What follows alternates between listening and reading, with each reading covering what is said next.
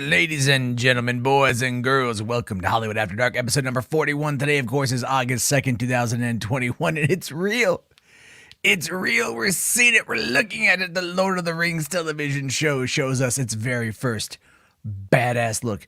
Also, some very interesting Henry Cavill news coming out of The Flash that I think is bullshit. All that and more coming up on Hollywood After Dark right now.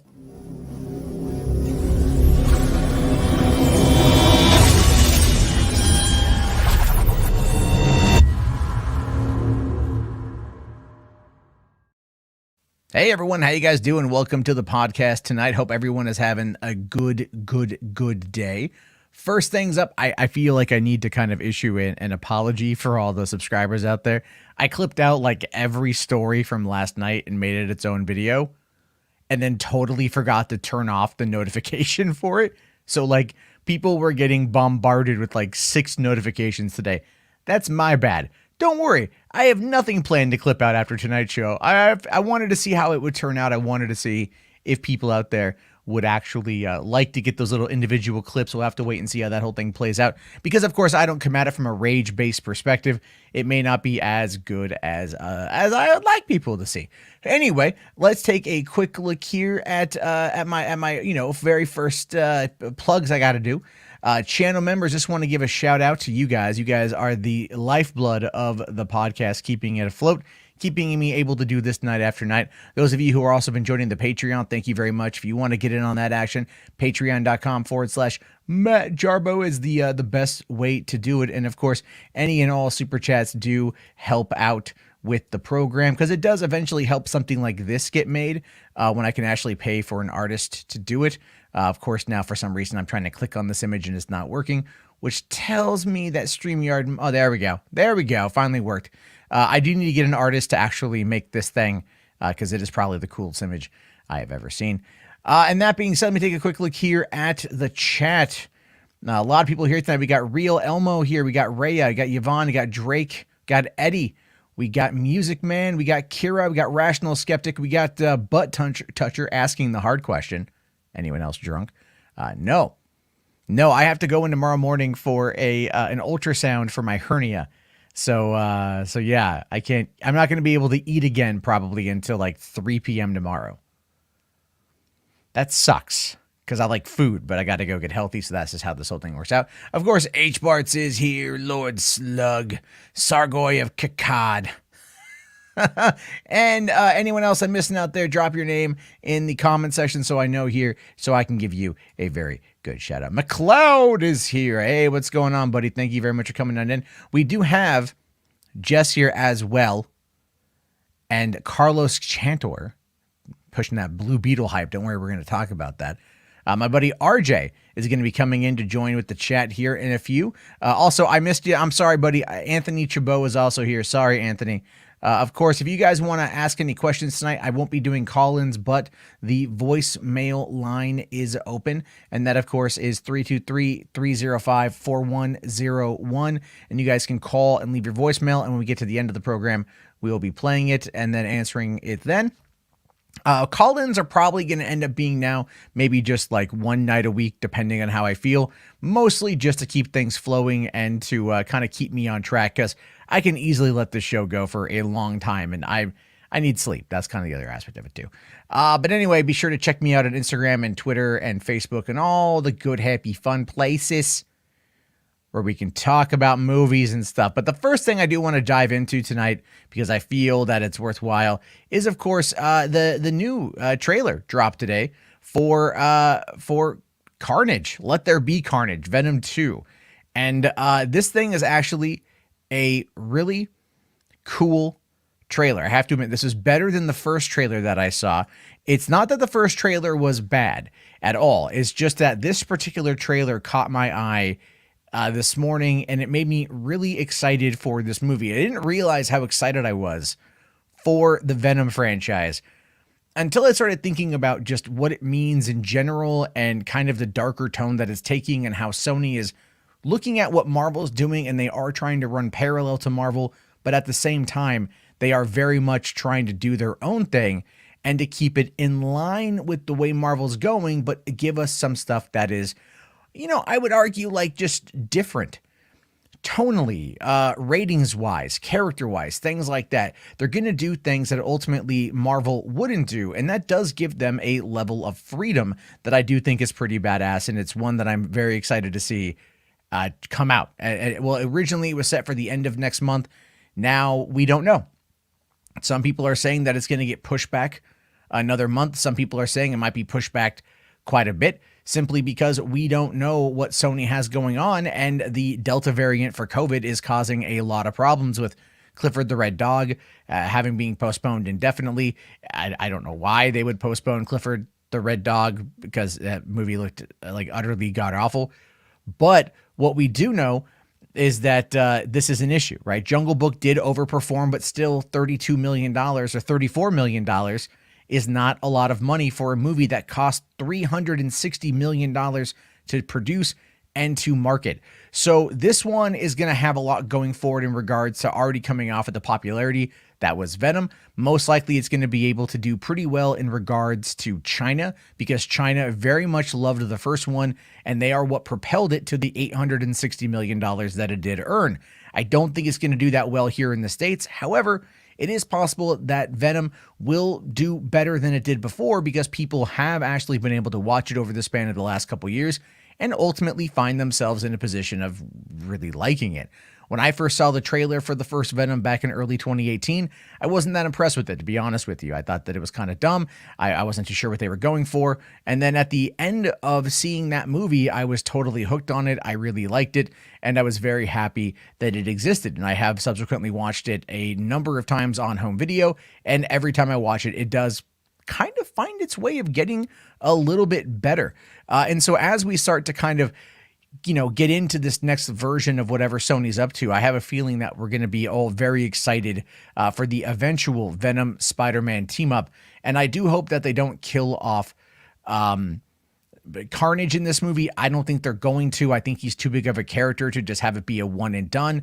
But having him team up with Spider-Man, this being Venom, to take down Carnage, giving us a maximum Carnage storyline, is something that, quite frankly, I believe all of the fans are really looking forward to. And this is one of those things where I am as well. I think that it should be a fun watch. Now, let me get into what I think could be wrong with it. I just want to touch upon this one aspect of it that I can't quite get around. I can't quite get past, because maybe it's just me being overtly cynical, and I'll fully admit that. But Ruben Fleischer directed the first movie, and Ruben Fleischer, not that he has a very specific visual style, not that he has a style that is one where you're like, okay, he can't be replicated. That isn't true at all. But this is directed by Andy Serkis, and Andy Serkis doesn't necessarily have a track record. Ruben Fleischer had Zombieland 2, 30 minutes or less, Gangster Squad, never mind that absolutely crazy butchered ending because of the Aurora shooting in 2012. And this one is done by a more motion capture performative actor slash director, who doesn't really have a lot of great credits to his name on that front. That being said, he did serve as the second unit director on the Hobbit trilogy, and Peter Jackson clearly taught him quite a bit. And it does look here from this particular trailer that there's actually a fair amount that is going to be going well forward. I'm hoping for better performances out of Tom Hardy. And what I mean by that is maybe kind of toning it down a little bit and allowing for that symbiote human relationship to kind of play out, like this scene right here where they're in the church and Venom goes, "Oh shit, it's a red one," and Eddie's like, "Look, if you come out, I'll let you eat whoever you want. I'll let you eat everybody," and that kind of forces Venom. So there's going to be a little bit of humor that definitely comes out of this movie, and I'm excited to see what exactly they do with it, because look, this is the kind of Spider-Man story I want. This and Kraven, and I want Mobius, and I want to see all of what they've got planned, because the side characters of Spider-Man, in my mind, have always been as interesting as the main character. And finally, Sony is realizing that, and they're giving us what we want. And I just want to know exactly like how good this is going to be. So Eddie here does ask, do you think Tom Hardy will appear in future MCU films? Do you think Feige likes him a lot at this point? Well, the thing is ultimately, I don't know why that crapped out there. Yeah. Feige did in fact stealth produce this movie, right? He did stealth produce this film and stealth produced the first one. I mean, well, I don't know how much work he did on this one, but he definitely stealth produced part one. And I would assume that at this point he probably did do that as well for this. They look, Amy Pascal and the powers that be at Sony, they need Marvel money. They need that connectivity. They're all going to try to maybe argue it to an extent, but they very much need it in order to stay in the position where they're going to be able to, I don't know, be profitable. The tease of Tom Hardy going into the MCU or having Tom Holland to come into this version, this Sony Pictures universe of Marvel characters. Again, please, for the love of God, someone at Sony, talk to Ryan Reynolds and get him to come up with a new damn name.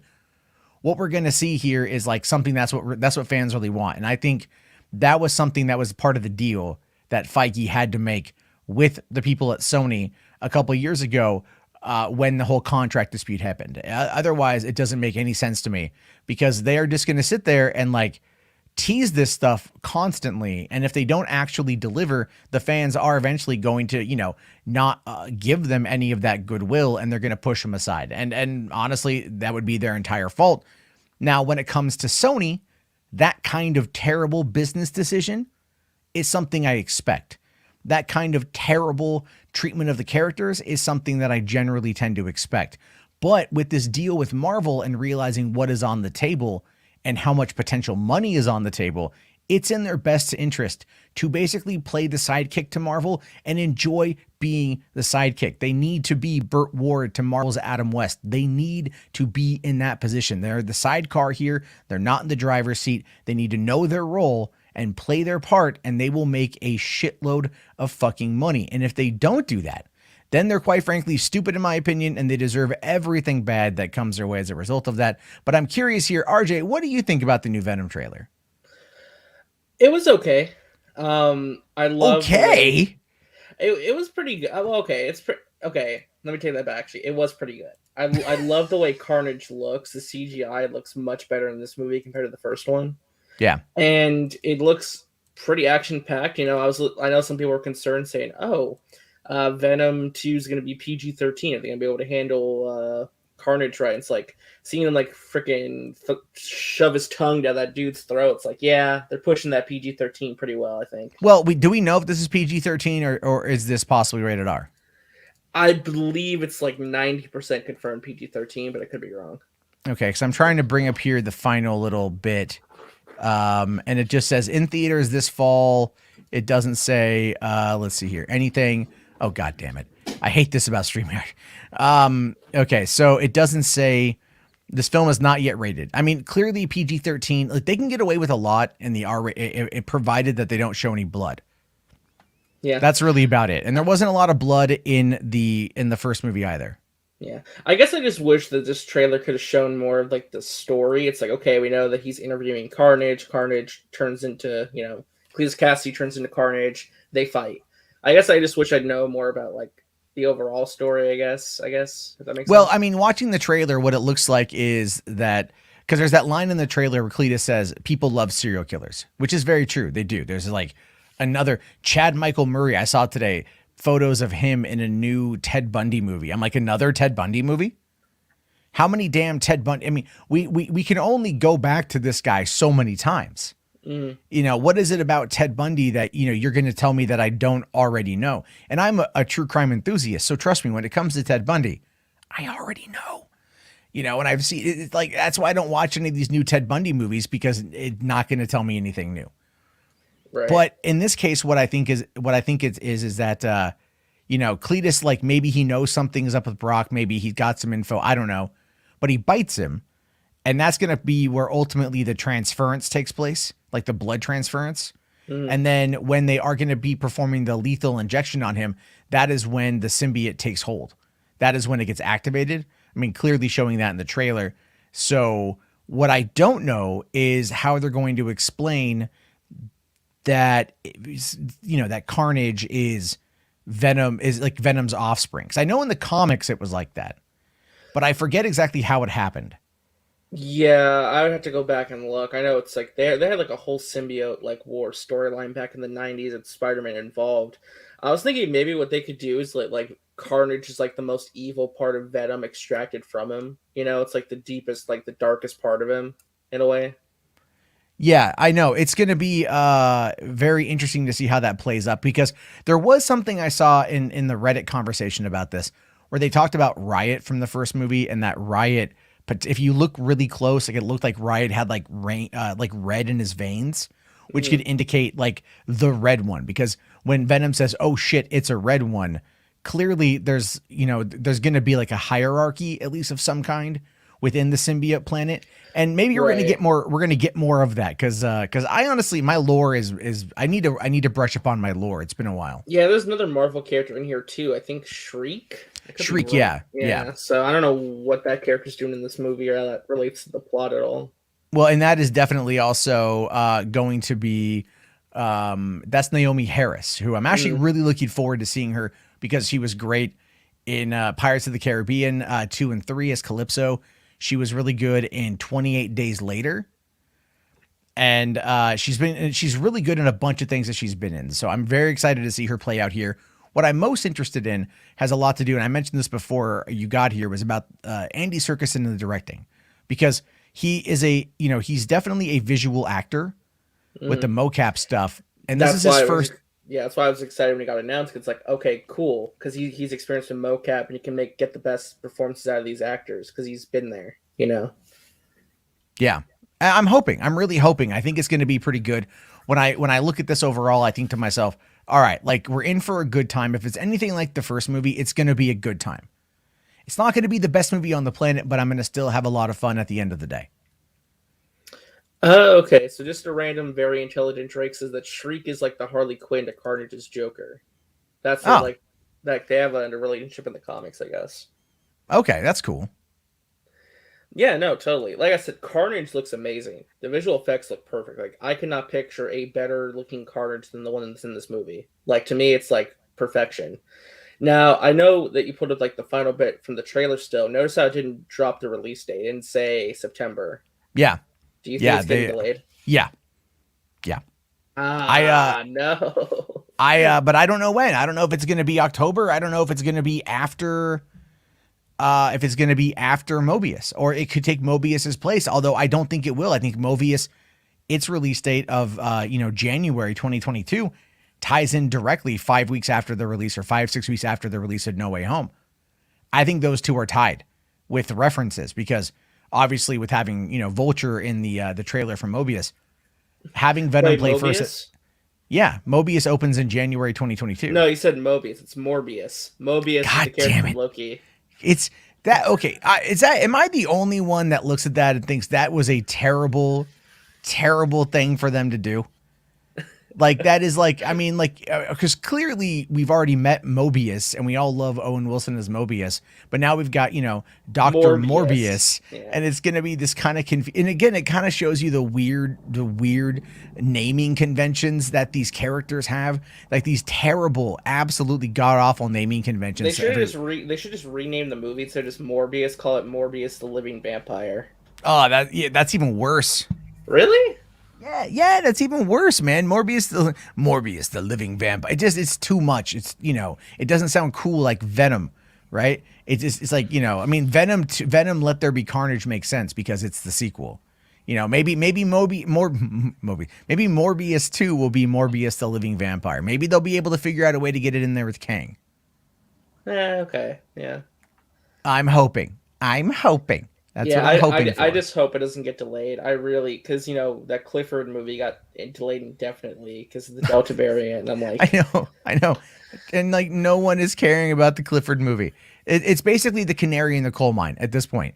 Like, I view Clifford like I viewed Tenet, or Mulan last year. Like, that's a canary in the coal mine. Whichever one is going to come out first and crash at the box That's office. why I'm saying whatever movies do come out in September, keep an eye on them, because they could either spell hope for the rest of the year or delays for everything else. Well, all things considered, Shang-Chi probably should also be looking at a Disney premiere. Plus release. I know, but they've been saying it's going to be theaters only for so long. I don't know, man.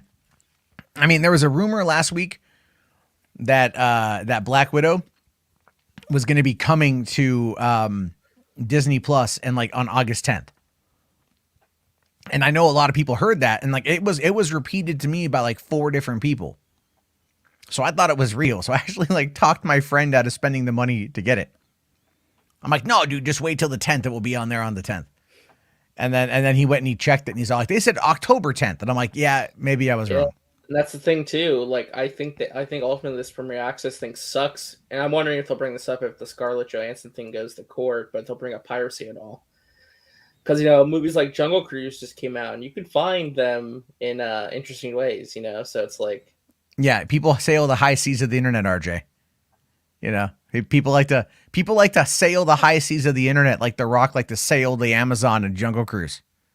He knew every inch of the Amazon. He knew where to go to find the treasure. I'm actually kind of excited to watch that movie, to be honest with you, because it's like people describe it to me as like The Mummy meets Pirates of the Caribbean. I'm like, okay, I'm on board. It's definitely a lot like the 99 Mummy in regards to some of the characterizations, some of the characterizations. And it's not bad. Like it's a not gay bad. Character in there, like there's I mean, yeah, and it's like, I mean, they don't even try to hide it. That's the thing, like the brother of Emily Blunt's character is gay, and you can tell right off the bat, because he's very prissy. So I'm guessing in the Russian version, instead of the character being there, it's just like a blurb. You don't see the character. Well, there's over the voice. No. There's a scene where they have a coming out scene, and that's going to be cut for like Russia. And like China and Saudi Arabia and mostly Middle Eastern countries where being homosexual is illegal, and they're gonna cut it. It's because again, it's kind of like that Kiss of the Rise of Skywalker. It's super quick and it's easily removable, right? And if anyone asks about like why the brother is the way that he is, someone's just gonna say, "Oh, he's a bachelor." Yeah, he's eccentric. He's eccentric. He's a bachelor. He's this. He's that. He's all of these things, and it's like. It's just, I mean, I knew he was gay going into the movie, and then you watch it and you're like, oh, clearly. Again, it doesn't take away from his character. I like the character quite a bit, but it was definitely kind of fitting an archetype. And it was also a little bit too on the nose in regards to that kind of archetype.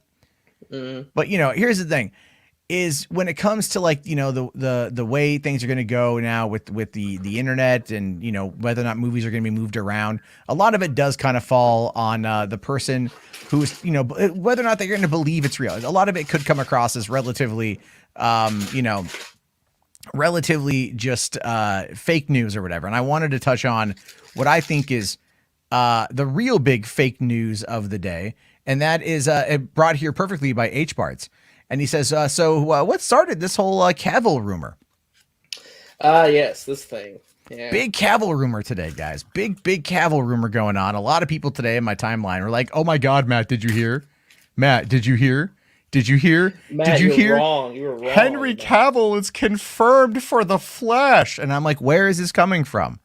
And then I was talking with you earlier and I'd heard about the pictures, but I didn't know where to find them. And so, and then you sent me they got taken off, right? Yeah. And it's like, here's the thing, right? Warner Brothers is leaking all of this information. They're leaking everything. This is coming out from behind closed doors. This is, I know, RJ, what are you eating? Sorry, someone opened the door, was messing around with stuff. I'm like, God damn it, get out of here. Sorry about that. Eddie here's like, I never said it was confirmed. Dude, come on. You were running around all day, Eddie. Mikey Sutton confirmed it. His scoop's real. I like Mikey. I'm friends with Mikey. I was asking Mikey, I'm like, what do you know about this thing? And he's all like, I don't know. Nothing. I got nothing on this one. And you were out there, Eddie. You were absolutely out there doing it, man. I'm going to give you a hard time because you totally were. But the reason why it's fascinating because, again, people they take this stuff and they run with it, right? They take it and they run with it. And then no one ever stops for a second and actually starts to ask the questions of like, wait a minute, is this shit legit?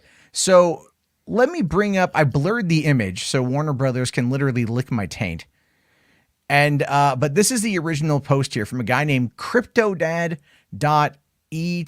which is Ethereum, by the way. That's a cryptocurrency, Ethereum. And he says, that's awesome. A few weeks ago, I did some work on the new Flash movie with Superman and Batman on set at the same time. Boyhood dream comes true.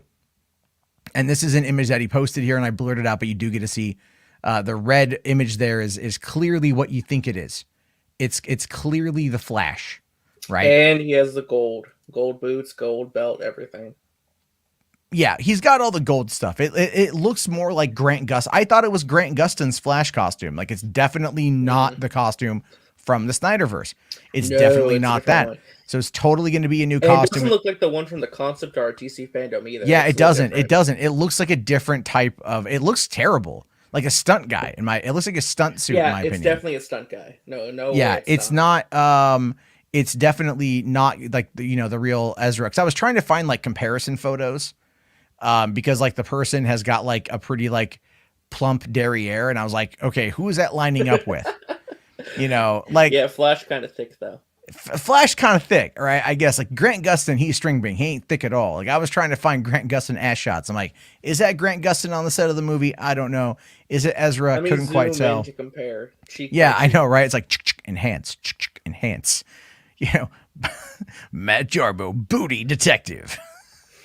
But I will say, I did run the image through Tin Eye to see if it popped up anywhere else, and it didn't. So I do not know, necessarily where it originated from, outside of this guy. So if it came from anybody else, obviously it hasn't been posted anywhere. But it's like, for example, it's like the greatest troll image ever. Like someone made that somehow, or it's legit. yeah, Drake here's like, Matt, sure, you're completely straight. I am completely straight, but it doesn't mean a plump butt is not a plump butt, dude. Come on. Let's be fair. In 2021, it can be confusing. All right. Flash, Like go find like the channels of the guys decked out in makeup in the makeup community. It's like some of those guys look pretty good dolled up. I'm just saying, I'm comfortable enough in my sexuality to go, that's an attractive looking man. What's wrong with you, Drake? What's wrong? Can't get with it? Can't get with 2021? Come on, man. Let your anyway, off topic. The thing is, Aztec here says Flash Dawn of Ass directed by Jarbo. That's true. So porn parody. Yeah, that'd be the porn parody. Drake here says, you're right, Matt, a hole is a hole is a hole. Well, I'm just saying, when the lights go out. Just saying. No, okay. But anyway, so there was also like, so we can't confirm the identity here. We cannot confirm the identity of anything, right? And even to kind of like give Eddie a little bit more crap, because I feel like it's kind of worth it at this moment, because he's been on me all day. You're gonna eat that crow. It's gonna taste great. He did post an image of Henry Cavill in Superman, and he's like, oh, this is from the Flash set, and it's actually from the Justice League 2017 reshoots. Because I found that by doing a Tin Eye search, and it goes all the way back to July 2017, which is when they were doing the reshoots for the movie. So this is why, just Googling something and posting something is not evidence of anything. And also really taking the time to kind of dive into what's going on, needs to be kind of looked at here. And so now he says here that was definitely a mistake. Sure it was. But again, I fact checked you twice today, buddy. I'm just saying, it's like, I get you're excited, but like, come to me first. I'm going to tell you. But I know I'm not trying to be a dick, but anyway. So looking further at this here, the Crypto Dad guy did post an update. He says, geez, this got some engagement. Sorry for not replying sooner, but I actually have a life outside Twitter. Yes, it's Cavill. Not saying anything else. Also, we'll be deleting the tweet, so you fanboys better screenshot it quick before it's gone. And no, I won't be getting fired. And that to me, right off the bat, was just kind of creepy. It's very weird reply. Yeah, it's a very odd reply, because he's like, no, it was totally Cavill and totally Batman. But the thing is, though, for one, he doesn't specify which Batman, obviously leaving people to think that it's Ben Affleck. But we've proven time and time again that it's not Ben Affleck that was on, he hasn't gone and shot anything yet. Nope, he has not. He hasn't. Nothing's been leaked, at least, if he has been on set. No, he hasn't. Because there's been not leaked from set, but there's been a lot of paparazzi photos of him with Jennifer Lopez. Right. So like there was something I saw about Ben being near a private plane, and people again on Twitter were like, oh my God, he's getting ready to fly over to London or to Scotland. They're going to do this. This is happening right now.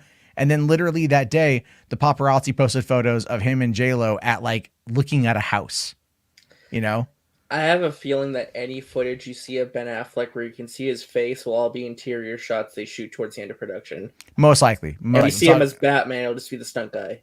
You won't really get a close up of his face. Yeah. And Lord Sluck here says, leave King Eddie alone. I'm going to leave him alone. I'm just, I was saying I'm paying attention. And then H Bart's here, $2 says, why haven't Warner Brothers and Cavill's confirmed if he is out? Well, because again, it's kind of giving in. They've been laying the groundwork for this movie now for a while. I mean, they're literally leaking practically everything they can. I have a feeling that if he is in this movie, they'll announce the DC Fandom. Yeah. Well, for one, they definitely want to wait if that is the case, and I think it's entirely possible that that could be the case.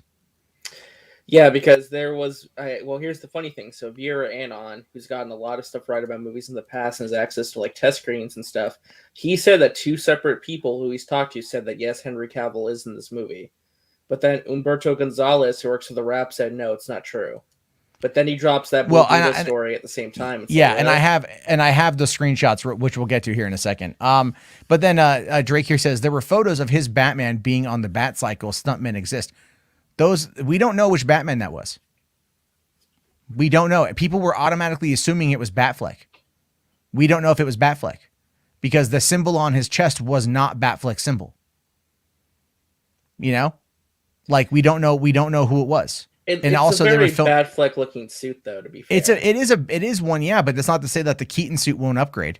The Keaton suit upgraded from Batman '89 to Batman Returns. These suits upgrade. We know that they upgrade. You know, so it's like that's kind of the whole point is it's been 30 years.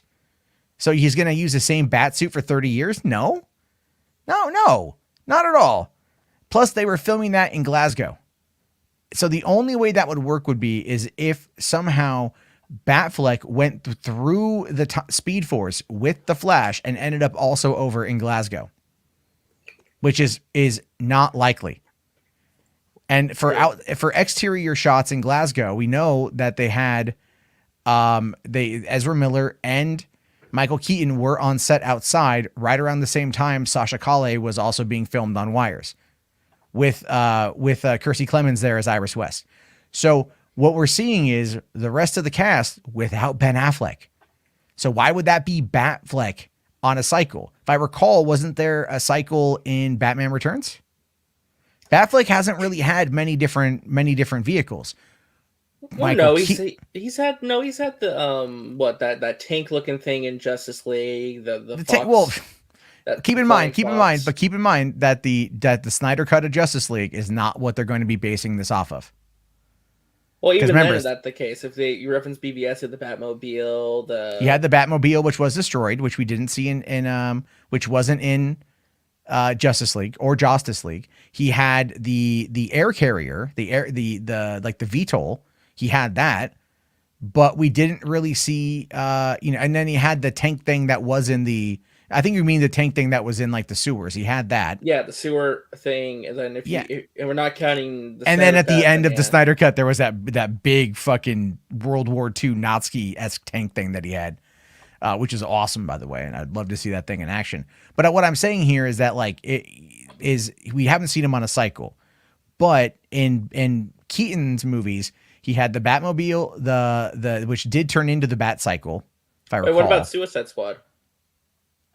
Was he on a Bat Cycle in that movie? Was he? When he was chasing Joker. And right. You're right. He was on that one. Was that so? How did that look compared to this one? Very different. Exactly. You know, like what I'm saying is it's like we had the Bat plane, we had the Bat submarine. I remember Keaton's shit, dude. They had a lot of vehicles because you could get those vehicles on toys. Well, Rational Skeptic is saying the toys leaked, and it does say it's Ben Affleck's Bat bike, but I don't know if that's like accurate or what. Can you send me a link to that? Rational, I didn't know that there was already toys out. That's surprising. Yeah, I'm just saying that I'm just trying to figure that out now. Like what's going on with that. So if you've got the leaks, send me that on Twitter. I'll check it out. And HRS here $2 says it's Clooney's Batman. Yes, bat nipples. At this point, nothing's off the table with this movie. Mladenir says it's not Ben or Keaton's cowl, it's Bale's cowl. Jeez, I have no idea, man. I have no idea. Like, Hey, it's you know what? I wouldn't be shocked if Christian Bale had like a 5 second cameo at this point. sure, but it's like it's just all I'm saying is they shot that action sequence in the daytime. It was caught in 4K by a number of people on the outside. Warner's can't stop anything or DMCA anything that was taken on the outside because it's considered a public street. Even they can't do it because there's a lot of people that could be taking pictures of that and stuff. But they've been leaking things from the get go off this. They've been leaking the set footage. They've been leaking the different characters in their different outfits because they want. They want to build the conversation. They want to control the conversation.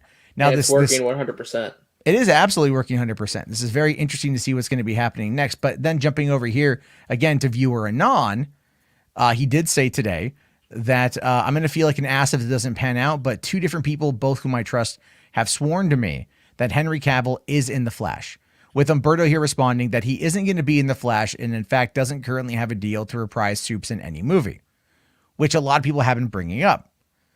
And the thing is, like, again, Umberto, people have been saying, but Umberto, or Dumberto as they're calling him, but, Umberto was wrong about the Snyder Cut until he wasn't wrong about the Snyder Cut. Well, here's the thing about Umberto as well. He works for the Wrap, and oftentimes Warner Brothers uses the Wrap to make announcements.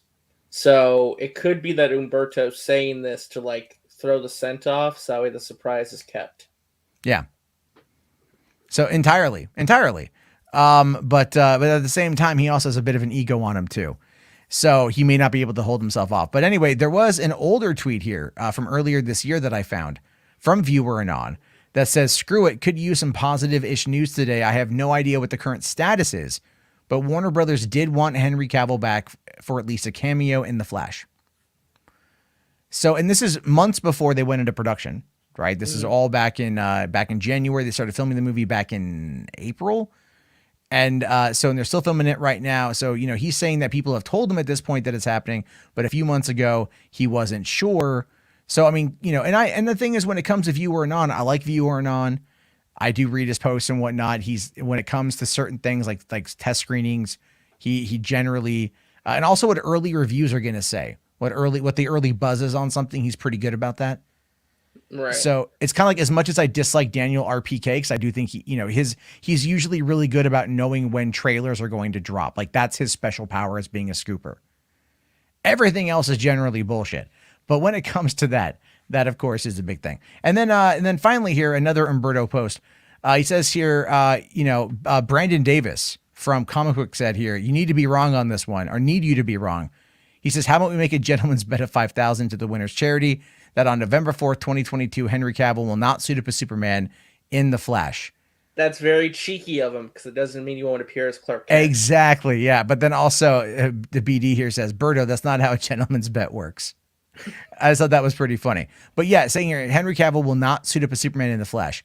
And then going back to this post here, he says, yes, it was Cavill. Yes, it was Superman and Batman. Not saying Clark Kent, saying that it was Superman. So this whole, like I said before, this entire thing to me is very sus, in my opinion. It's very sus because don't take it as confirmation yet. Don't take it as confirmation. Look at it as being like, okay, somebody put out an image that, that isn't anywhere else that I can find, provides very little information. Oh yeah. And no, here's the other part of that too. Oops, wrong image. Okay. Look, I had the guy's profile here, right? It's Crypto Dad ETH. His entire account is nothing but cryptocurrency. No mention of movies, no mention of any other jobs he might have worked on, no mention of anything else, literally just crypto. I'm guessing this guy's probably like some Warner Brothers employee who was told, use this account to like tweet something out for us. Let's get some buzz going for this movie. Maybe, because like, here's the thing. If you were going to be working on this, if he would have had a picture of Henry Cavill on stage next to Batman, which wouldn't have been hard to do if he's got a picture here of Flash on some kind of, green screen stage, then of course it would add a lot more legitimacy to the claim. But this image here, which by the way, if you ever look at it, and this is why I'm having trouble kind of placing it if it's in this timetable, because why is it that nobody is wearing a mask? Could they all be vaccinated on set? That doesn't, no. Warner's outright has been, they mandated masks on set. Even if you're vaccinated? Yeah. If if you look at the footage, the shots of the outside shoots with Sasha Calle and Ezra Miller and everything, you can see masks on everybody. So there's going to be masks outdoor, and indoors, especially if they're shooting it in the UK, which right now, or at least maybe I think if they're in Glasgow, that's Scotland. They definitely have mask mandates in Scotland. Like Scotland's That's a good hardcore point. about it. I didn't even think about that, to be honest with you. So it's like, did this image actually originate in that particular place? I have no idea. Could it be on like a sound stage somewhere in like LA or something? Yeah. Okay.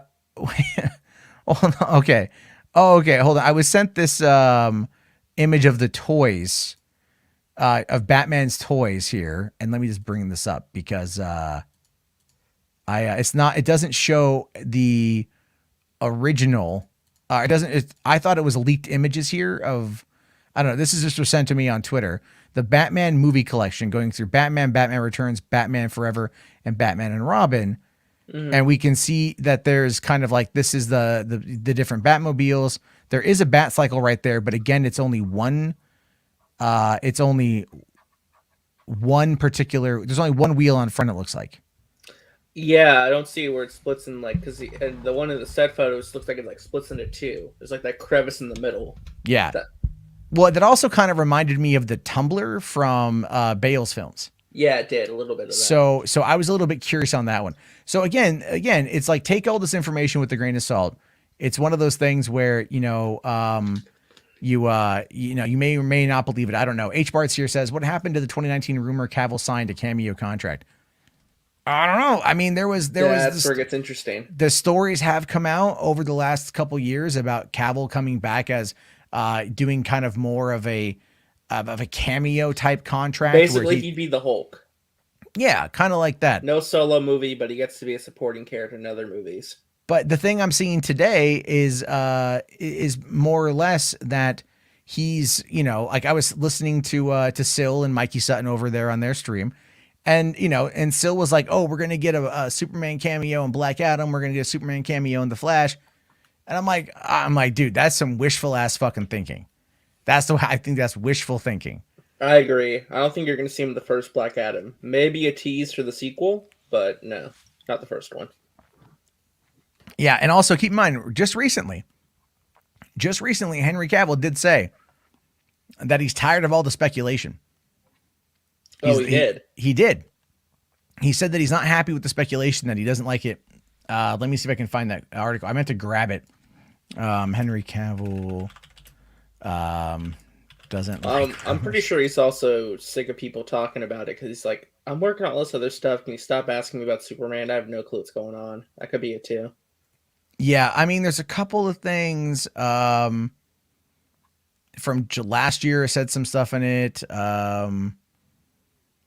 I'm trying to find the actual comment there because he did make a comment saying like, "Is this all speculation?" And I'm trying to remember which one it was because I just saw it earlier. Damn it! All right, let's see here. Superman speculation. Oh, okay. May 15th. There we go. All right. So there's an article here from the direct.com on May 15th that is talking about how Henry Cavill responds to this stuff. It says Superman actor Henry Cavill responds to fan animosity on social media, saying here that now, while Cavill doesn't specifically address the point, he may have teased it in his latest social media post, saying here, "Dear fans and followers, I wanted to make a wee community announcement. I couldn't help but notice that there's been some social animosity of late. It's becoming increasingly prevalent on my feed. There's been a lot of, let's call it speculation for now, about my private life, professional partnerships. Now, while I do appreciate the passion and support by those people who are speculating, it has come to such a point that I need to say something which is in itself is a bad thing."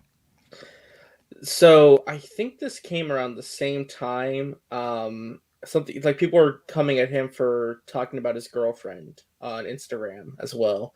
Like people people were like going, yeah, see, they were talking about his personal life. So it's speculation on that front. I'm not for sure it's related to Superman, to be fair. Okay, that would make more sense. So that's my bad on that one. I got it screwed up because I was reading it. It must have been, I think it was mixed in with another article. Mhm. Because sometimes when you're reading Google and you're just kind of like scrolling through stuff, you see something, you're like, oh, okay, Well, it's that's kind of my bad. also a fallacious title as well. Yeah, that's the problem with that stuff. Gets me nice try. It's not that it's nice. I'm just saying it's like, yeah, I was wrong. I was wrong on that one. That's I can admit that. That's okay. Hashtag Jarbo was wrong. Where's Mikey when you need him? Mikey's could DM me right now on Facebook. I'd send him a link. I'm just saying, like, look, there as yeah, that's out of print. Like, oof. I'm like, yeah, that's my bad. I get, it's, when you think on the fly, things can go wrong. I do think that Cavill wants to return. I think that they might figure out a way to do it, but it's probably not in the Flash, and it's probably not going to be in Black Adam. Because if they bring in Henry Cavill in either of those movies, it's going to take away from the stars of those movies. Remember how much of a kerfuffle the Shazam cameo thing was. Big public spectacle. That was a big spectacle, and that, and everyone is pissed off that it wasn't him, that it was his stunt double. And then, like, that was also something people were saying, that Danny Garcia was holding out for more money on Henry's behalf over there. But with The Rock doing Black Adam, that could be different, but I don't know. I think the rumor that I heard about Shazam 3, when all three of them meet in Shazam 3 or something, that could be something I could see happening. That'd be really cool. I'd love to see that. We'll have to wait and see on this one here. H-Bar says, don't poke the bear. Yeah. Okay, we're not poking the bear, we're slapping. Okay. Cavill told Variety last July, when asked about the rumors, reached a new deal to return to Superman. Or hasn't. Oh, that he has or hasn't reached a new deal. Okay. So the whole thing is kind of like wishy-washy. It's wishy-washy at best. And again, this is the problem with all this information comes out. All these people have all this speculation about it. We don't quite know what is real, what isn't. I would take this, like I said, I think this is sus as hell. But I've seen a lot of people today, not just Eddie, but I've seen a lot of other people today running with it as if it was realistic, as if it was real. And we don't know that yet. Yeah. And we got to be careful about this kind of stuff, because for one, it gets their hopes up if it's wrong, right? It gets their hopes up. And if it's wrong, it'll be a backlash. It hurts them. The movie didn't deserve. Yeah, exactly. And there's like, look, and there's someone that RJ and I know that, looking at this next announcement here, was absolutely losing their goddamn mind about Blue Beetle being confirmed. They cast the guy, Zolo Mariduena. I'm totally mispronounced that name. Zolo Mariduena. Mariduena, okay. I want to make sure I say it correct, because I always butcher names. Yeah, it's Mariduena. But he's from Cobra Kai. People love him on Cobra Kai. I haven't seen the show yet. Yeah, he's a great character. He's Miguel. So, I haven't seen it. Amazing. He is incredible in that show. If you have not watched Cobra Kai, you've got to. It's a great show. I know. I need to watch Beastars too. I'm pretty sure as soon as you said that, someone in the chat's no. Screw Beastars. Watch Drake. Cobra Kai first. All right, no. Who is it? Dark Beast is gonna pop up and be like, watch Beastars. But still, yeah, it's very much like they announced this here. The director. And it's hilarious, because people for months were telling me, there's no way this movie's going to happen. There's no way the Batgirl movie's going to happen. They're not going to get made. The merger's happening. And I was saying for months, no, they're going to want these movies to come out and be in production before the merger happens. Plus, it's free content for HBO Max. They want to make this stuff. Yeah. And Batgirl and Blue Beetle are both featuring Latino actors. And they're set in the DCEU. And they are set in the DCEU, and at least as what we're learning now is that, potentially Jim Gordon is going to be, like if they bring back J.K. Simmons, which, I mean, what is it? When they say something's in talks, that's generally meaning that they've already signed it. It's pretty close to being. They just have to finalize the contract and just sign on the dotted line, but they're pretty much in agreement of doing it. Well, I mean, but at this point now, and this is all coming to HBO Max. These are shows for our movies. Not shows. These are movies for HBO Max. And I do think ultimately that is cool, man. Okay. Sorry, H-Part. It's Cholo Mariduena. Cholo? Cholo. How do you, is that like? Yeah, like Cholo. Cholo. Okay. Yeah.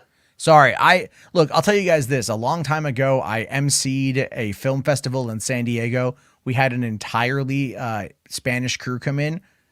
I don't speak any Spanish, even though I lived in SoCal for like 15 years. And I asked them to write their names down phonetically so I wouldn't butcher them, because I literally have trouble pronouncing it. No, I So understand totally. I'm trying to be very sensitive to people's pronunciation if I can learn it correct. I like to learn it correct because I think that, it shows respect. That's how I view it, as it shows respect. So Cholo. Okay, good to know. Good to know. Yeah. H Bart's here with $5, man. Thank you. Says he's great in Cobra Kai and he pronounces it Cholo. Okay, thank you. No, he really is. I'm very like honestly, when they announced this movie, he was pretty much the only actor I could see playing Jaime Reyes. Like there was Okay. no other guy I thought that could do it because he's the right age. He fits obviously the ethnicity for the role. Him getting cast honestly made me more excited for this because again, as a Latino myself, it's cool to see Latino superhero representation. You know, I think it's really cool to see Blue Beetle is a really cool character. The whole history of the Scarab and the technology. Could they bring in characters like Booster Gold or Ted Cord into this movie? I don't know. I think that'd be really neat if they did. And I posted this on my Twitter, but it's cool to see them acknowledge these movies at the Suicide Squad premiere. These actors showing up because it's showing more unity than we've seen before with DC, and it's like letting you know, hey, the stuff is happening and there is a future. It's not just one movie. We are focused on the future too. Yeah. Oh, yeah. No, I think it's going to be very fascinating to see how things play out, and I'm excited for it. I really am. I want to see what they do with it now, especially with because I don't know much about Blue Beetle, but I like the idea of them kind of following the Marvel method and like say, hey, look, let's introduce some of these smaller characters on HBO Max and get them a following, and then we can move it into something that's on the big screen. Yeah. Rather than, look at Suicide Squad. Yeah, it makes logical sense too, because again, I've said this before, but it's like the DC universe is such a wide range of characters that I think it's good to expand. Because if we're just stuck with like Batman spinoffs and Superman movies, like we need a variety of characters, And I think it's cool to give someone like this an opportunity. Like the movie could suck for all I know, but I like the idea of giving this guy an opportunity. Let him direct his vision for what he wants Blue Beetle to be. If it sucks, it sucks. But I think I don't know. It's not like anyone's expecting this movie to make $1 billion. It's a streaming movie. It's going to be lower budget, lower scale. But if it's good, it's good, and it gets the character in the public eye. Yeah, I think that's going to be for the best too. H Bart's here with another $5, Matt. Thank you. Says it's okay, Matt. I don't speak it either, and one whole side of my family can't speak. Yeah, I get you, man. I get you.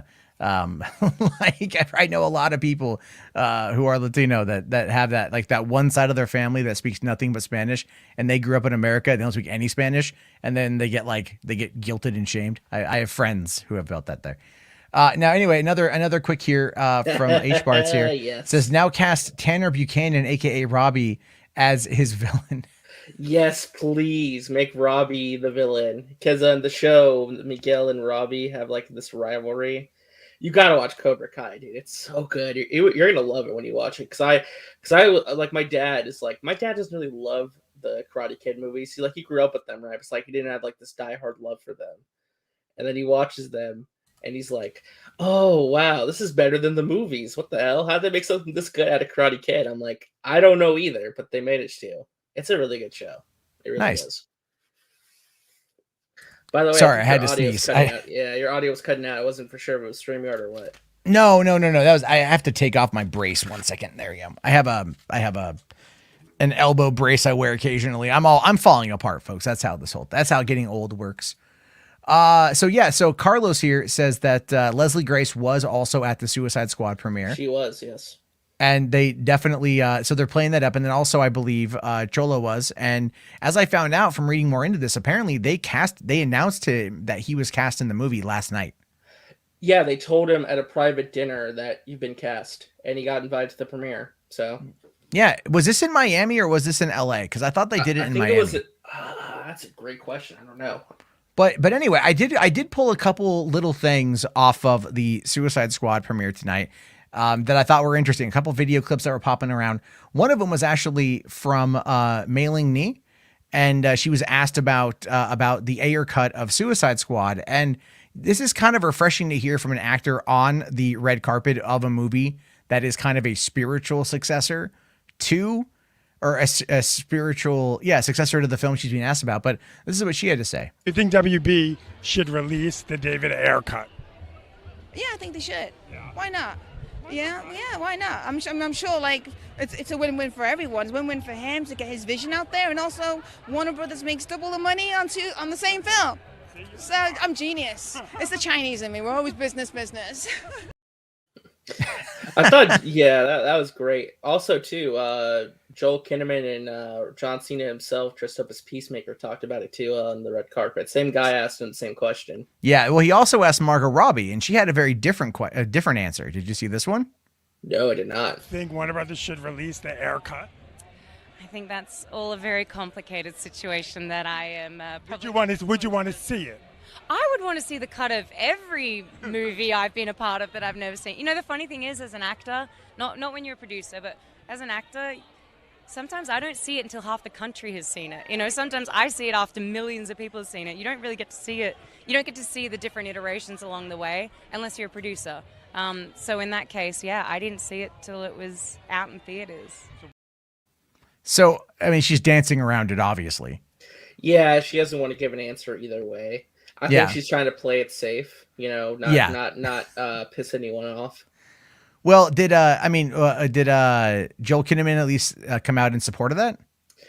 Yeah, I believe so. Let me find the okay, because I know video. he had said that he felt like he was really happy doing this movie because it felt like it was a different version of the character and kind of a fresh start.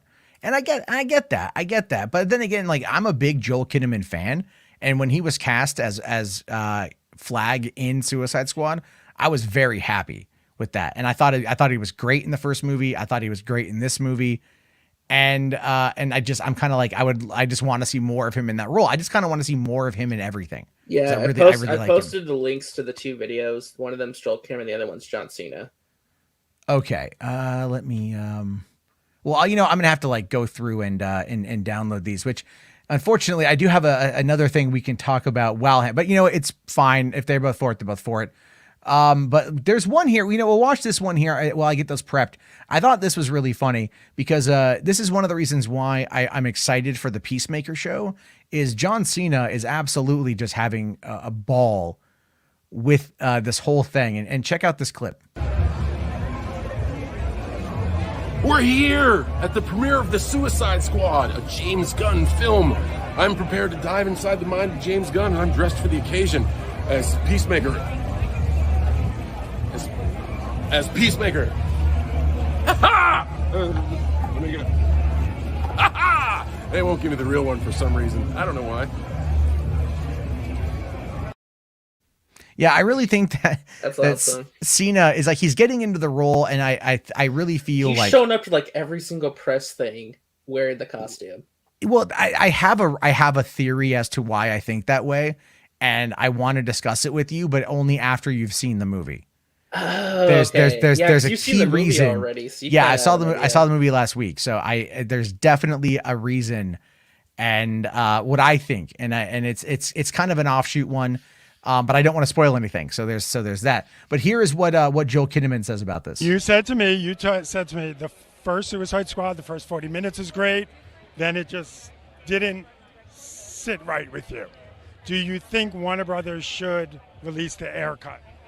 Yeah, why not? You know, like you always want to see the director's, you know, vision. Did you ever see that cut? No.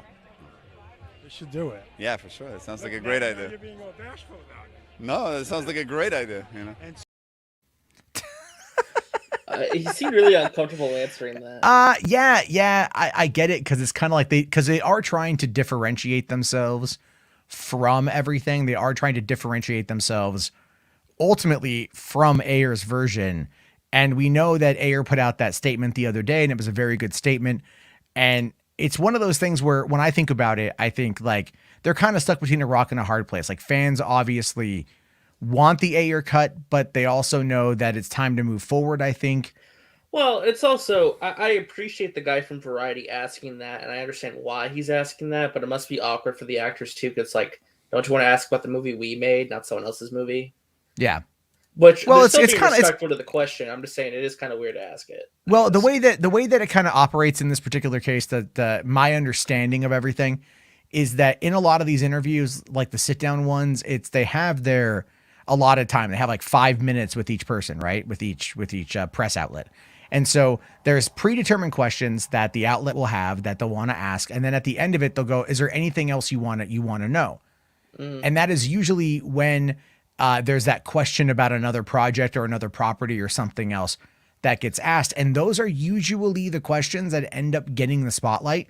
Generally, the most attention in articles and stuff. Yeah, they get the most attention because otherwise, like, no one really effing cares about a lot of this back and forth of just like, oh, what was it like to work on the movie? Oh, it was a great time. We all really bonded really well. You'd be amazed at how much time we spent together. The cast and the crew, fundamentally fantastic people, the best I've ever worked with. I'll never find a better group of people to work with ever again. And the movie is honestly the most fun I've ever had in my entire career. And they all say the same thing. It's literally cut, paste, cut, paste, cut, paste. And that's it. But then they finally get to that special question, and it's like, oh, what do you think about this? Or what can you tell us about this movie you're working on that's coming up a year from now or something? And that's what gets the most attention. And it's like, that's the thing is, like, all the money that is spent on all of this P&R stuff is so stupid because it's like, it's pointless. Now, that being said, like, let's say somehow Hollywood After Dark does well enough down the road to where, like, Warner's reaches out and like, hey, Matt, would you like to come to our press junket in XYZ city in order to talk with the cast about this upcoming movie because you have a platform. Cast of the Peacemaker show. Or something. I would be like, yeah, sure. Fly me wherever you want to fly me. I will go. I will go. And that is because, for one, it's an exciting kind of once in a lifetime thing. And then two, free trip. You know, like this one guy I know, he's got his website does okay. His YouTube does absolutely nothing. And like but he's got a lot of subs, but he doesn't get any views. And Warner Brothers flew him from LA all the way out to London for the press junket for Birds of Prey. They this guy's like, because the way that they view these channels is like, or they view these outlets is they look at view count on the website, their metrics on the website. And again, like, his website does okay, but then his YouTube channel does nothing, but they still like flew him out for that stuff, Yeah, the best example of like press junket stuff for movies. You remember Ghost Protocol, Mission Impossible? They flew out the entire press to go watch the movie and do the junket in Dubai. So some people are salty and think, oh, the movie wasn't that good. It only got good reviews because they flew everyone out to Dubai who reviewed the movie. Well, yeah, I mean, like, look, here's if I was flown out to like the Middle East to watch a Mission Impossible movie and like meet Tom Cruise, yeah, I'd be a little fucking influenced. I'll fully admit that. Like, I would fully admit that. Here's the thing with that. People especially like Dubai, it's a beautiful, beautiful place. Oh yeah, totally. Like, I'm not like, there's money that they spend on this shit for a reason. What I would like to do is I would like to go see this for my own personal benefit, and then as well to report on what I saw. And I would be honest about it. Like, I would probably be like, dude, this shit was fucking insane. Like, right. Oh my God, this was amazing. That's the way I'm treating Suicide Squad. I'm going to watch it on HBO Max when it drops, and I'm going to go pay money to go see it in a theater in IMAX on Saturday with my dad and brother. So, I mean, I put in the requests for the screening, and we drove 70 miles to go up there to go see it, and then, it was free, but I haven't done my review yet on it. That's going to come in a couple days, but I still really want to watch it again. I really enjoyed it. I've talked about it quite a bit, and I don't want to spoil it, which is why I haven't done anything where I could accidentally put out a spoiler. Real quick here, H Barts is asking, RJ, have you watched Warrior on HBO Max? I have not, but a lot of people have been recommending that to me. I know it has Joe Taslim in it. I've heard it's a really good MMA show, like a fighting show. Yeah, so I think didn't they put it over specifically to HBO Max now? Like, isn't that where? Yeah, I think they got it. I think they're making a new season, but I could be wrong. Okay. I think they're doing it over there. So, I mean, I've heard good things about it. There's a lot that I need to watch. It all boils down to the time. I know, there's just no time to watch. There's no time. I can't watch this stuff with like my family around, Let's see. Rational Skeptic here, $5, man. Thank you. Says, is Tim Burton poking the bear every time he complains that Warner Brothers wasted a year of his time working on the pre-production of Superman Lives? No, I just think he's got like a lot of apprehension with Warner's over that, or at least the previous regimes. But when he was working on Superman Lives, that was back in the early 90s. It was an entirely different place. So, he's worked with them multiple times since then. And now he's doing a Wednesday Addams show. Yes, for Netflix, yeah. Yeah, and they start filming it in... Yeah, it's his first ever television series. Yeah, and then they're going to be doing that, where is it? Like Romania. I saw they're filming it in Romania. Did they cast Wednesday already? I don't believe that they did. I don't know. Maybe they did. I mean, obviously, there's been the request for like having Christina Ricci appear as Morticia in the show, which I would be pretty insane, to be honest with you. Right. Okay, Geeks here says, I think we're talking about Warrior. It is getting a new season. It's been confirmed. Nice. Oh, okay, so we do have a cast. It's Jenna Ortega is playing Wednesday. Oh, okay. Who is Jenna Ortega? What have I? She was in Yes Day and Jane the Virgin. Okay, I could see her. She's 18, so she's going to play a younger version. Oh yeah, I could see her as Wednesday.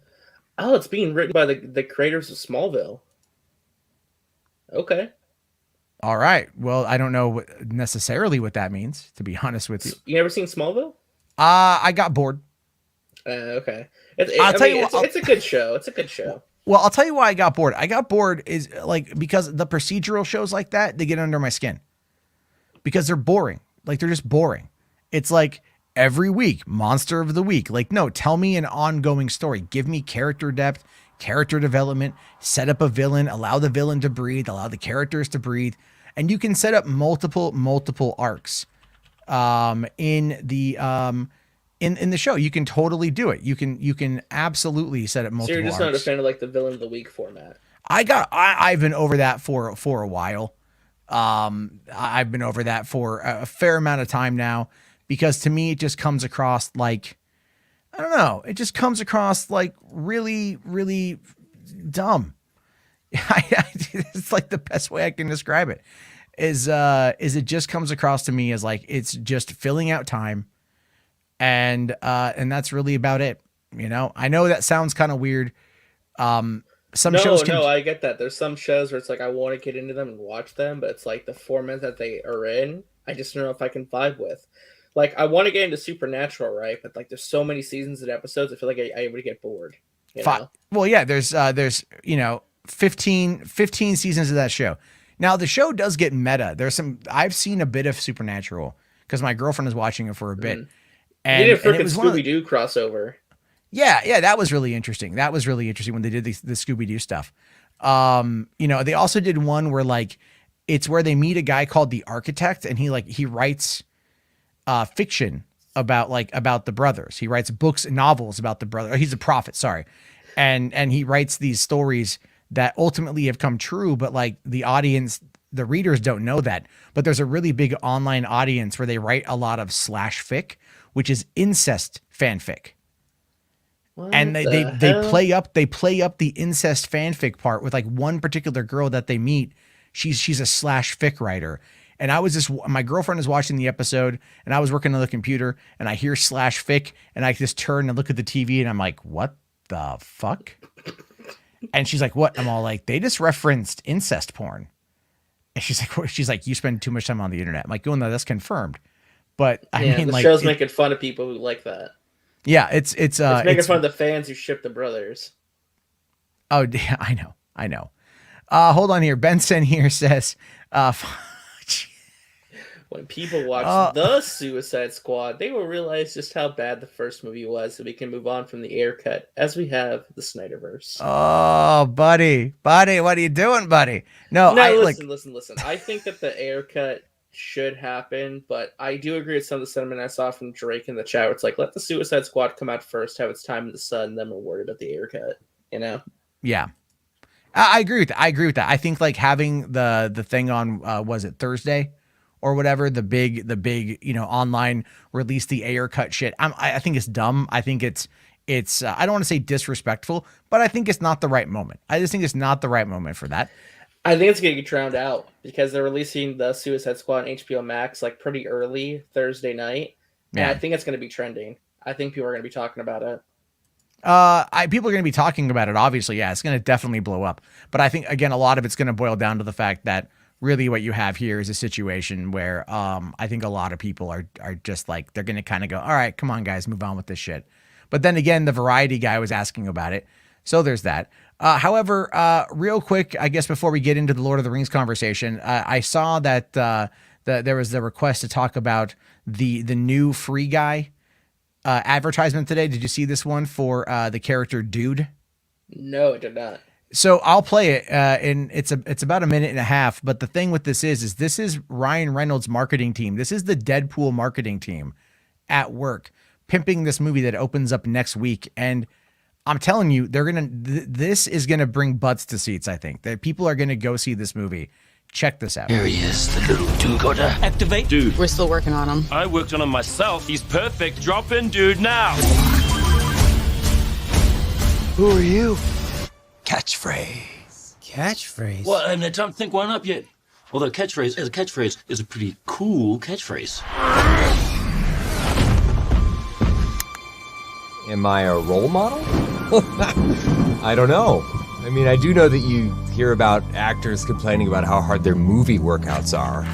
And I'll tell you, I don't have time for that. I've been at this 1 week, and I gotta tell you, it's coming in nicely.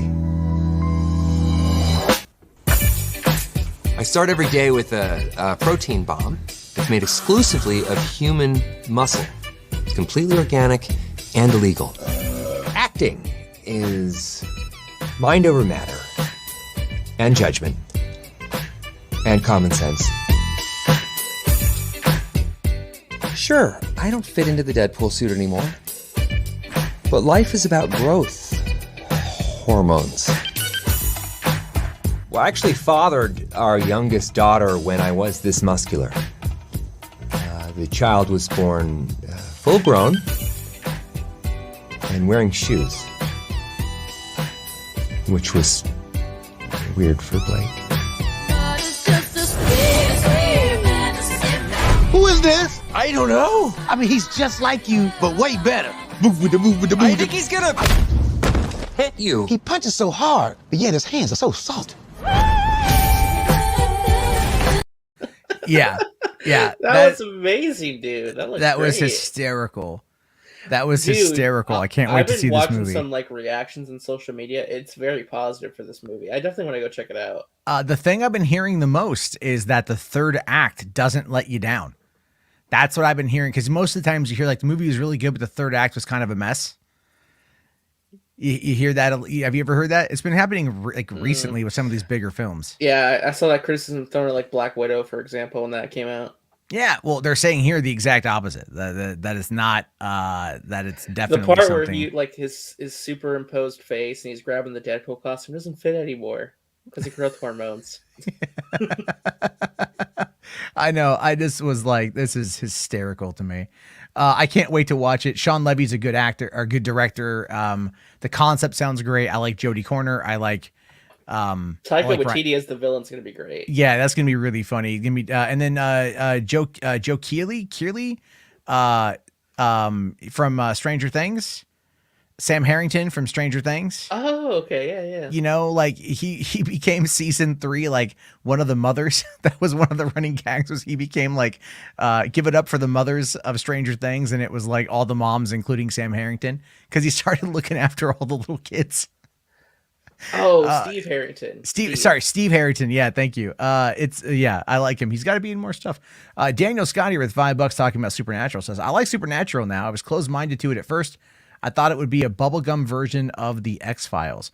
I mean, that makes a fair amount of sense. The show definitely was interesting. A lot of people out there really seem to like it. And I definitely want to, I mean, if there's a truncated version to take me through the show, I at this point, I would probably watch that. 15 seasons is something basically that feels so want Supernatural abridged. Yeah, well, X-Files did that. X-Files would take the arcs of X-Files and they release them as individual box sets. Did you want to know about alien abductions? Did you want to know about the Black Ooze? The Black Ooze was interesting or the Black Whale. Black Ooze. Because that's what tied into the first X-Files movie. They had a bunch of these collections that would really kind of allow you to follow storylines that ran through multiple seasons. And I liked that. That's actually one of the things I was hoping that Smallville would do back in the day when that came. I'm like, oh man, if they were able to take some of these storylines that ran multiple episodes through multiple seasons and release them as collections that told me a singular story, that would be much more accessible then what? Like how much? It was like 12 seasons of Smallville, 10, 12 seasons of Smallville. I think it was 9. Yeah, I don't know. It was a lot. It was a lot. Oh, 10. 10 seasons. Okay. Let's see here. Steve Harrington. Yeah. I was wrong. I know he hasn't been getting the names right tonight. Don't worry. Today it's hot. Leave me be. And you know what it is, man. I'll tell you this. I try something new. I got one of those. I went out last night to go get caffeine, and the Albertsons didn't have my Rockstar. So I thought, you know what I'll do? I'll sit there and I'll be a true rock star, right? I'll support Dwayne The Rock Johnson. So I bought his Zoa energy drink. Terrible. So no, I can't recommend it. Yeah, he called me and said, I think it has reactivated my diabetes. I did. I think I crashed out after I had one today. And it's like $2.50 a can, and there's only 160 milligrams of caffeine. Fuck you. I want the full 240 that comes in a Rockstar. You know, or the rest of it was cocaine, actually. Well, the cocaine is obligatory. All right. And H Bar's here, $5 says, I like Ryan Reynolds, but every movie is Deadpool light. That's not wrong.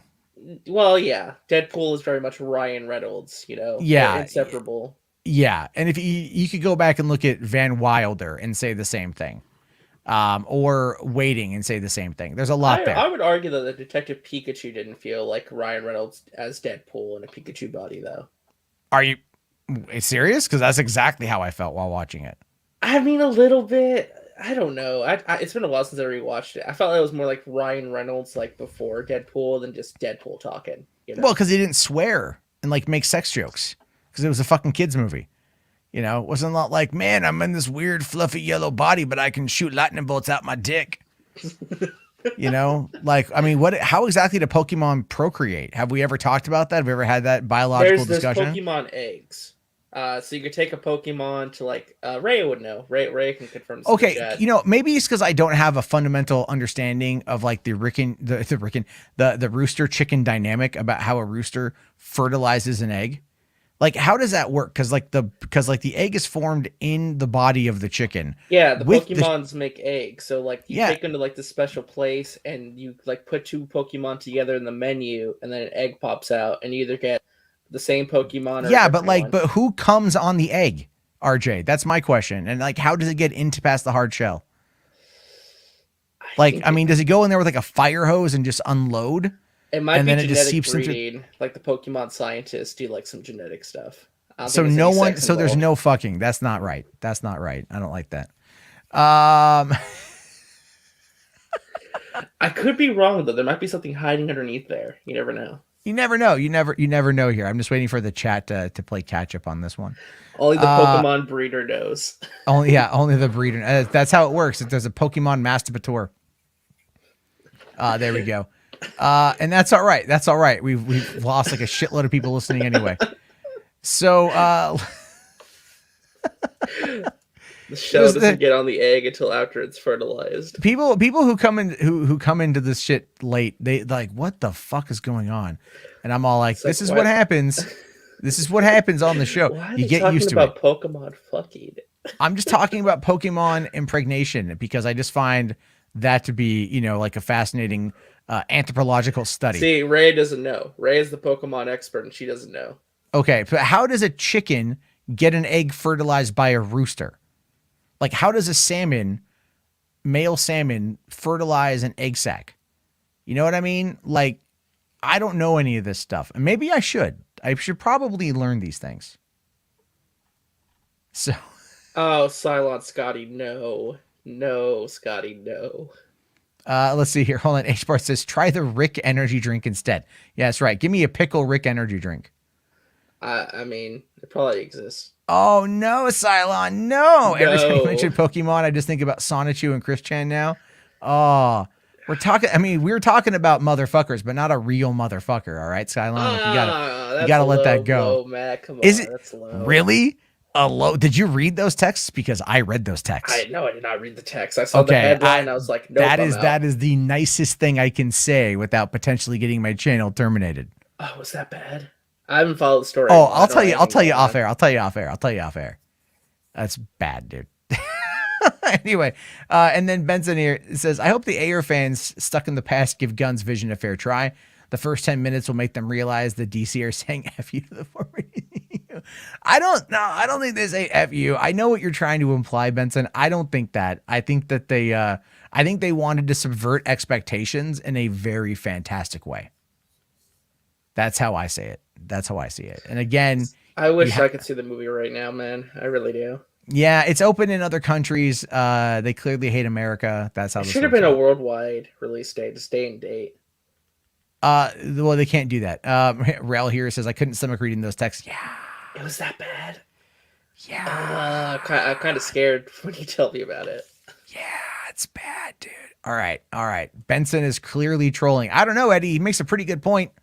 And he comes at it with facts, and you come at it with raw emotion. So Plus, he drops cash. So that he kinda drops, helps. Where's your money, Eddie? There. No, anyway. So why don't we? Because there's two more things I want to talk about. We've already been like way over everything tonight, but there's two more things I wanted to talk about. The first one, obviously, being the big one of the day, and that is Lord of the Rings. We got the first look at this $1 billion show. This is just the first. This is a single frame of what this whole thing is going to be about. And I could see the money pouring out of the image. oh yeah, this is like fuck you. I go to space money that went into this one. You know what I mean? Like this is Jeff Bezos living out a fantasy, and I'm here for it. I'm here for it. Next year, dude. Next year it comes out. 2022. They announced this show 4 years ago, 4 damn years ago, and 2022 is when they're going to be releasing it. And what I loved about it was they've already admitted that it's going to be weekly. Yep, just setting the stories, setting the record straight right now. Yeah, and they're going to, and again, we I don't even know if we're going to get a teaser. It's crazy. Anyway, so it says here that the highly anticipated epic fantasy series will debut on the streamer on September 2nd, 2022. With new episodes dropping weekly after that. Filming was completed on the first season of the show on August 2nd in New Zealand. Filming of the first season just wrapped, by the way. That's crazy. I mean, now granted, COVID did delay a lot of it. But they've been filming it for a while. And one of the things I read somewhere was they were speculating that they were talking like 20 plus episodes a season. This isn't like Boys with 8 episodes. Oh, it's talking about like really long seasons.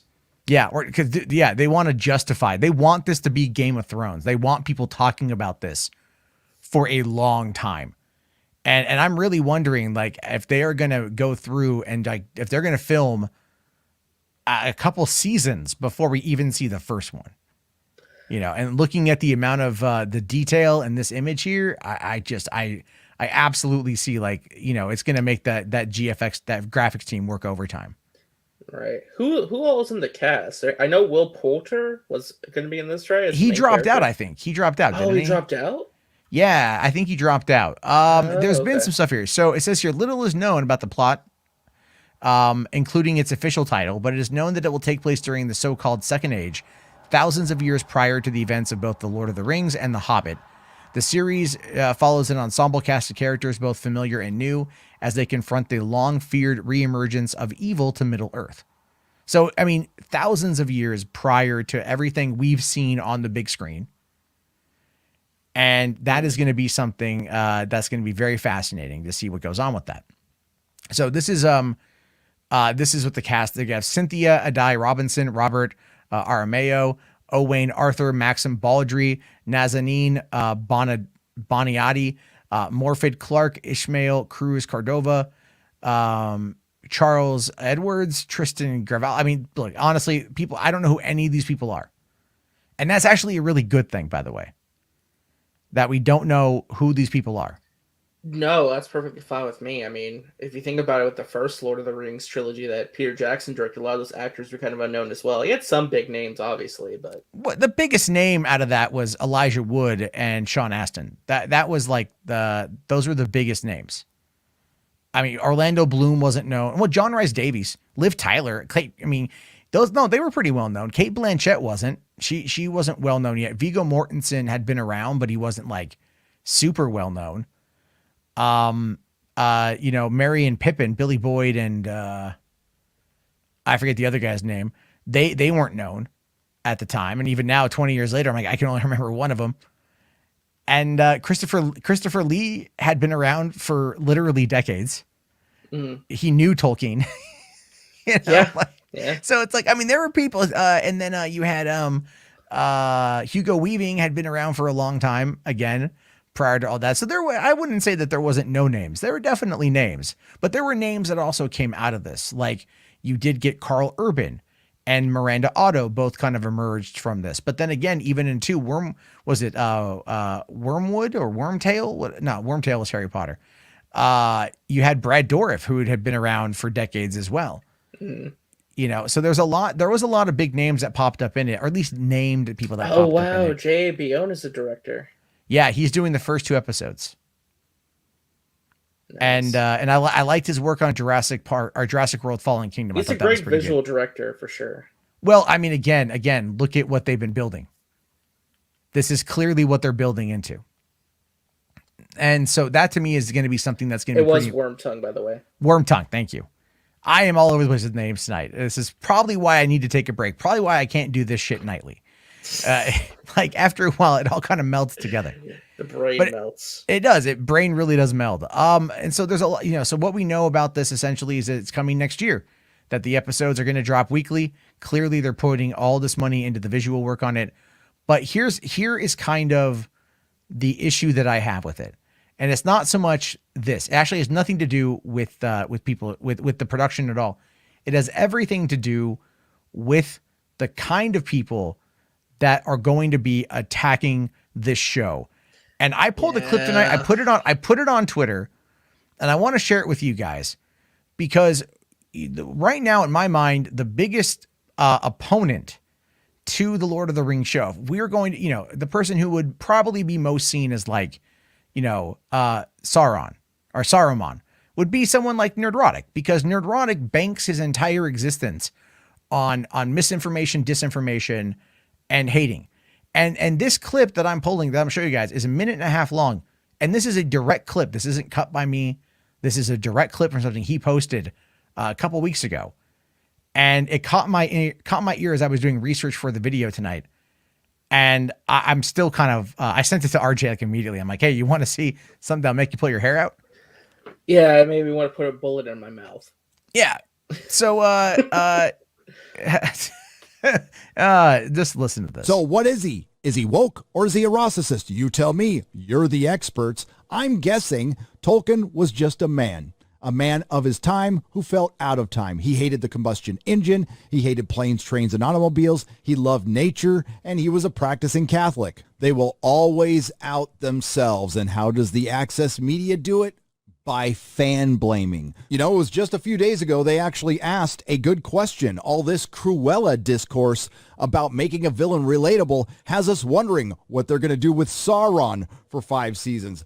As with all things, Sauron started out good, but by the Second Age, he wanted to be the God King of Middle-earth, where he takes on the appearance of Anatar, the Lord of Gifts. And to do that, he wanted to seduce the elves into his service, and that can have a brand new meaning in 2021. There is thousands of years from the forging of the Rings of Power by the elven smiths of Eregion to the downfall of Numenor to the War of the Last Alliance, and Amazon can do a lot of damage, meaning a lot of room for identity politics, intersectional feminism, or dare I say even critical race theory. Now that I think of it, Sauron wanted to enslave Middle-earth, and that would be equity of outcome. Lord of the Rings is everything Hollywood and academia hate right now. Yeah. The fuck did I just watch? It was a bunch of word nonsense, but I have a question that's really important. How bad do you think that beard smells? Pretty bad. Pretty bad. It's probably in line with that room as well. But personal hygiene on Gary aside, here's the thing. Here's why I always, and I watched the whole video, by the way, to make sure I got it right. I know. Feel bad for me. But But here's the thing: when he brings up the concept there about identity politics and intersectional feminism, and then he goes, and dare I say, critical race theory, one might assume that if you are presenting a hypothesis for what you believe the outcome of this show is going to be, perhaps you could provide some form of, I don't know, fucking example to back your claim. There's nothing in there. There's nothing in that whole video at all about why he thinks this is going to happen. It's just throwing out the words just to say this is what it is. No examples, nothing to back it up. This is just what it is. And this is where we get into the genuine disingenuousness of this group of people. Because right before that little bit, he talked about a thread on Twitter where a blue check mark came into it. A blue check mark that has nothing to do with the show. It's a blue check mark that's voicing their opinion, however dumb it might be.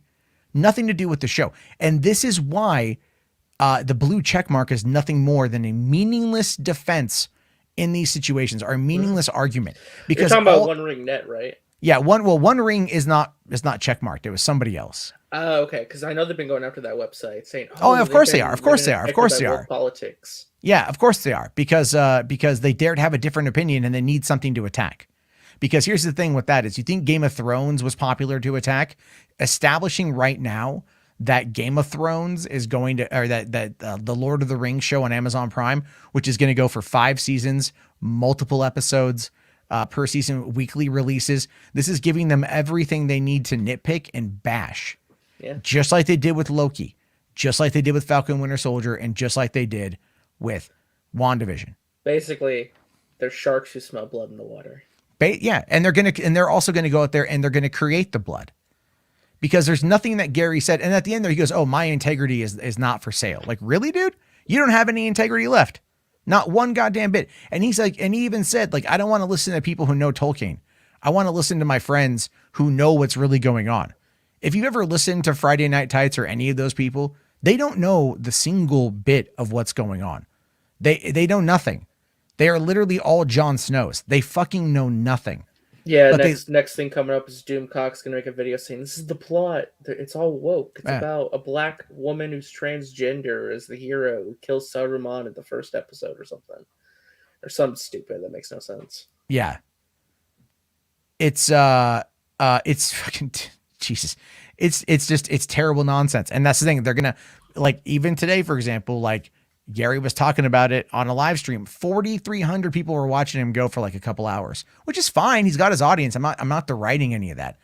But how many of them are going to be getting disinformation? How many of them are going to ultimately end up being, and I'm going to use the term, and people are going to push back on it. But understand when I say this, what I mean by it is the people who don't ever actually stop and think about things logically for a second. And that is the people who become radicalized. The ones who come out there and they get on Twitter and they're like, fuck women in Lord of the Rings. Oh, fuck, Probably all that shit. People that attack Kevin Smith too. The people that attack Kevin Smith, all of those people that don't actually understand what they're watching. They don't have a critical thought in their fucking body, and they listen to people who don't know anything. This is why I keep saying, like, I'm not saying you have to listen to every word that I say or take everything I say to heart or whatever. Listen to people who know what they're talking about. When I talk about this, it's like, it's not like I don't watch movies. I've worked in the industry. I've gone to film school. I've written movies. I've produced movies. In general, I have a solid fundamental understanding of how the process comes together. Now, and this is the way I view it. People like Gary, he worked at a comic book shop. So if it came to running comics, he owned a comic book shop, to give the guy credit. If it came to like talking about comics, I don't read comics. I wouldn't defer to me as an expert in comics. But someone like Gary, fine. He'd have a better fundamental understanding and a leg to stand on. But this is not, again, movies, entertainment industry. None of these guys know anything. Jeremy Griggs, Geeks and Gamers, dropped the fuck out of high school. What the fuck does he know about any of this shit? Not one goddamn fucking thing. Not one. But they're treated like they're experts because they know how to make you mad. He knows how to play Mario Kart. Well, fuck me in the ass, RJ. Knows how to play Mario Kart. I'm wrong. God damn it. God damn it. I owe him a fucking apology, all right? I need to eat crow. He knows how to hit that drift button real good, man. Oh, well, yeah. He can slide around them corners real well. Good for Jeremy. Floribama living, I guess.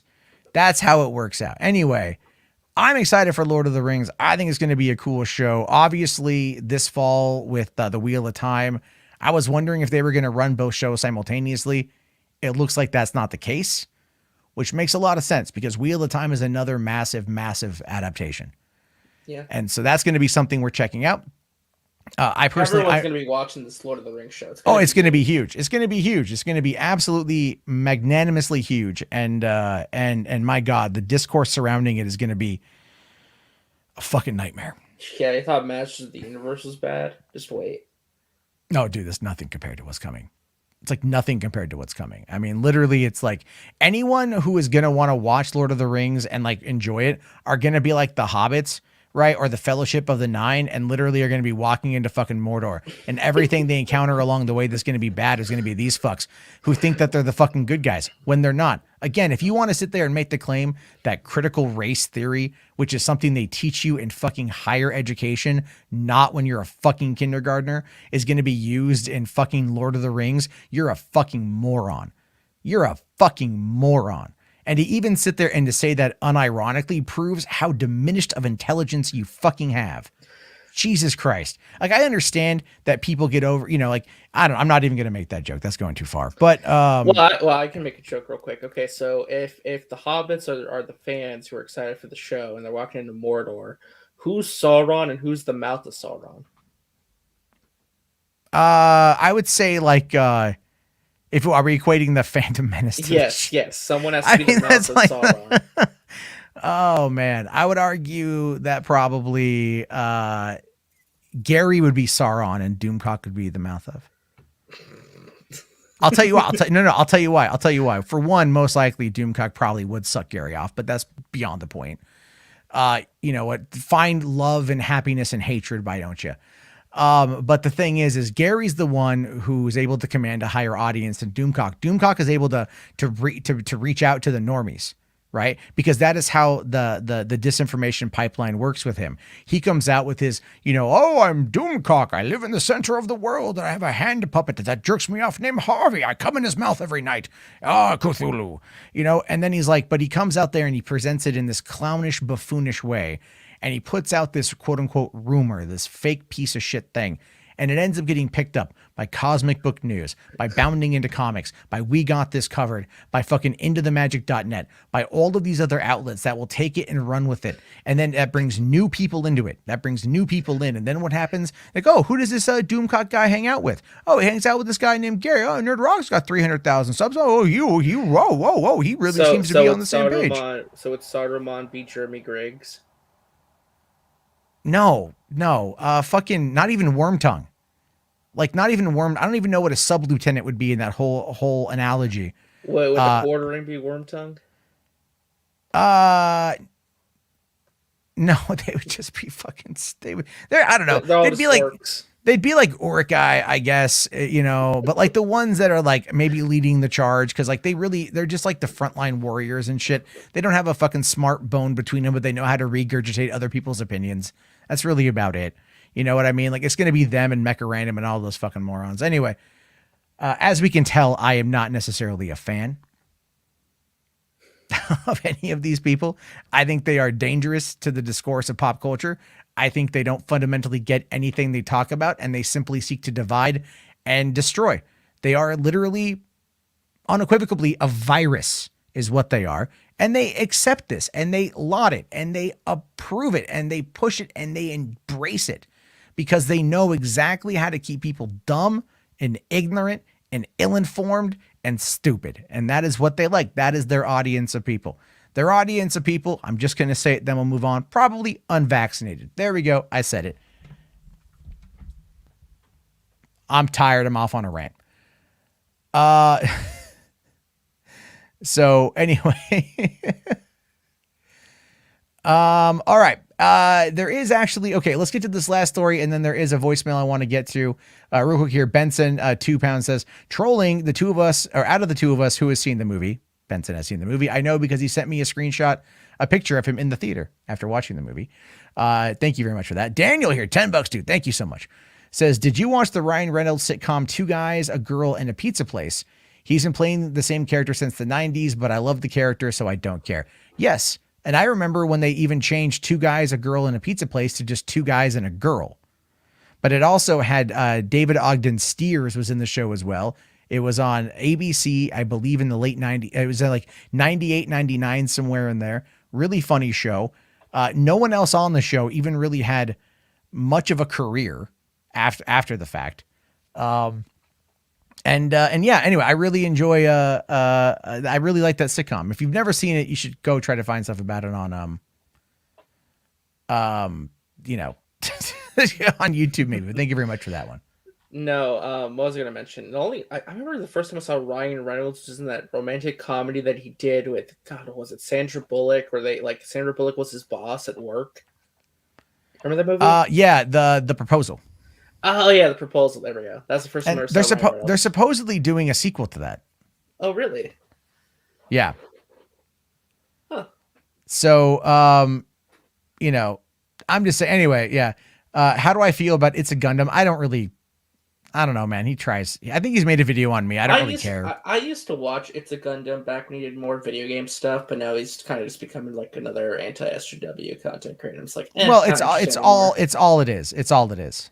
Yeah, because I followed him when he covered the EA stuff with Battlefront 2. I actually left a comment on that video, and he used it in one of his videos because it was a big thing that he talked about, and you know.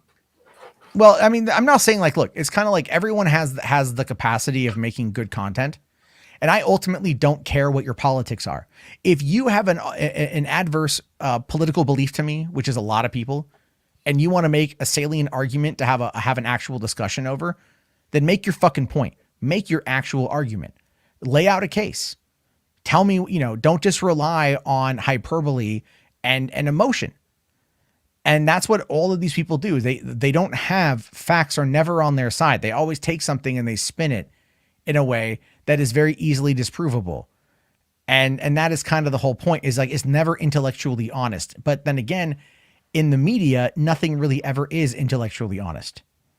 So that's the unfortunate side of it. And there's been I don't know. I just try not to get into these people. I just ended up looking up Lord of the Rings stuff. I came across this tonight and it just pissed me the fuck off. So why don't we get on to the last subject of the night? Cause I do got to get to bed here pretty soon. And that of course is some new information coming in for the Scarlett Johansson lawsuit, where she blamed, this lawsuit on Bob Chapek. Poor Bob's going to be, flipping burgers pretty soon, I feel. Probably not, to be honest with you, but, I see the point for it.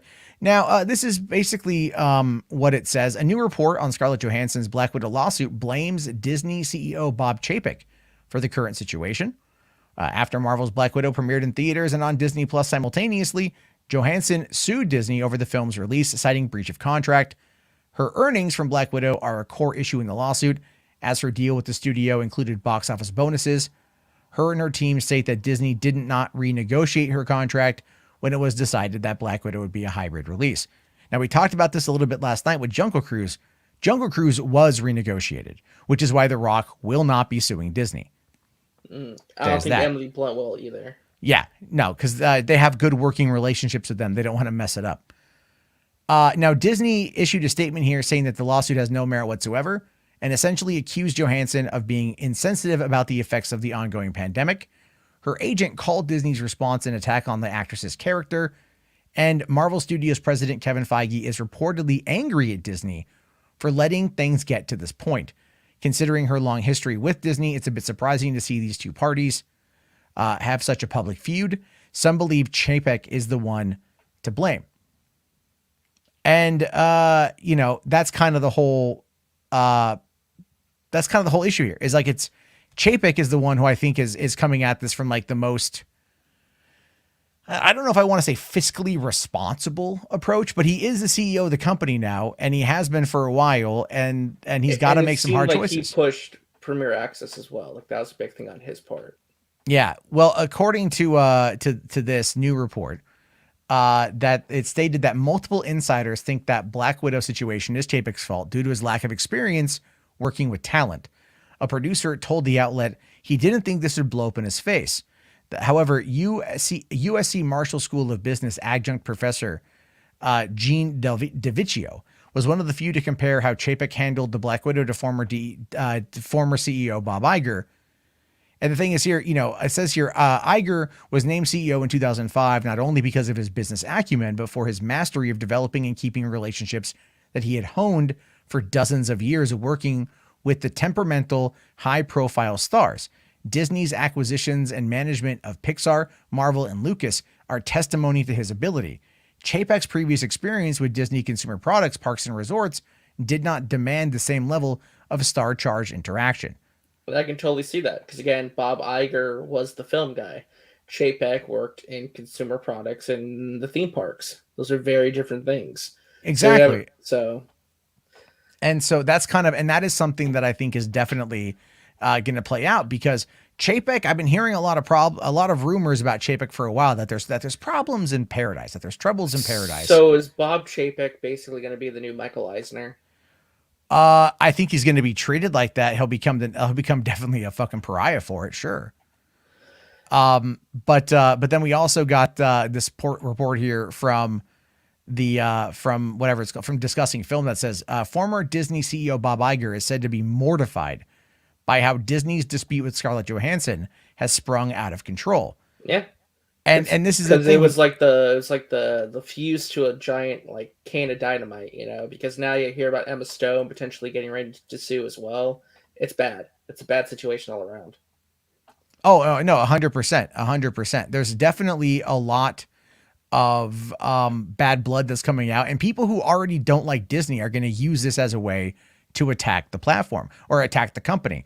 I do think Chapek, the way that he wants to push the theme parks, I mean, obviously, like issues involving the price of tickets is massive. I think tomorrow at 1 p.m. Pacific Standard, they're going to come out and talk more about the annual pass holder situation, because they got rid of the annual pass holders, and in its previous iteration, and they're bringing it back in another way, I think. Yeah. But they also need to have the off-season people, which is definitely those who live in Southern California. Well, we'll ask any of the diehard Disney theme park fans, and they will tell you some horrible stories about Bob Chapek, and he's been nicknamed by hardcore Disney fans as Bob Cheapek.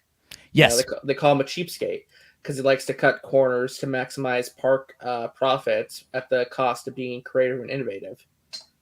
Instead of making like a ride that's really innovative and that could really be something special, he kind of just cuts corners to make it cheap and on that easily replaceable, right? Yeah. Like flipping rides to different themes and all that kind of stuff.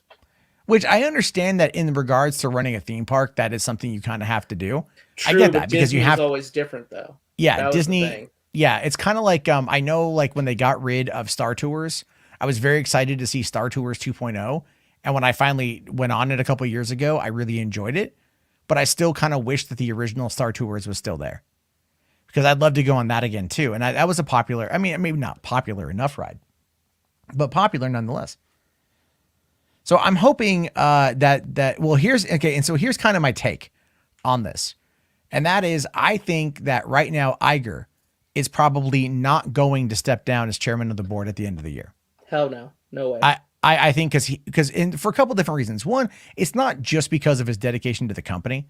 All right. He also holds the highest amount of single owner shares in the company. Like, he's got like fucking millions of shares, personal shares, right, that are his. And so his money is going to come from the success of Disney. So if that ends up falling through, then and they start losing money, that's going to be a big one. So I don't know. We'll have to wait and see how it plays out. But if he doesn't step down, then I agree with you, RJ. You said earlier that you think that the board might vote Chapek out. Yeah, I think if Chapek does not step aside, I'm not even for sure if he'll still have a job at Disney. I think he could even just... I was thinking maybe they'll force him out and compensate him by letting him stay back in charge of theme parks. But, it's going to be embarrassing if he has to step down as CEO. I can see him just walking away from the whole thing, going somewhere else. Yeah, why would you want to step backwards? That's my take on it. Like, why would you ever want to go backwards? It's kind of like, everyone's saying like, oh, Donald Trump is going to run for a house seat. Like, no. Yeah, It'll honestly depend on how the situation progresses from here, but considering how bad the public PR has been for Disney and the egg they have on their face following Black Widow's release and Jungle Cruise, even though Jungle Cruise didn't do that bad, but still. I just don't foresee Bob Chapek staying in power. I think the board will probably vote him out and they'll get someone else. But my question is, again, why did Bob Iger even put Bob Chapek in charge in the first place? It probably would have been it would have probably been like a board decision, to be fair. It probably was, but again, didn't they look at the feedback he was getting as by consumers and stockholders with the parks? Why do they think that he was capable of running everything Disney, including the movies? Well, Zod Rider is a Salty Snyder fan here, by the way. Interesting Stan account. It says it's all about the money. If he brings in the money, he's going to stay. And that was the thing. That's the theme park. Because the theme park pulls in, like, that's where they make the bulk of their cash, is the theme parks.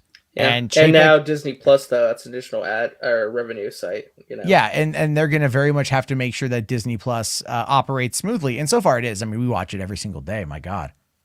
Yeah, but, I watch it pretty much all the time. So yeah, so and there's a lot of good content there, and they got more content on the horizon, especially the Marvel stuff and Star Wars stuff.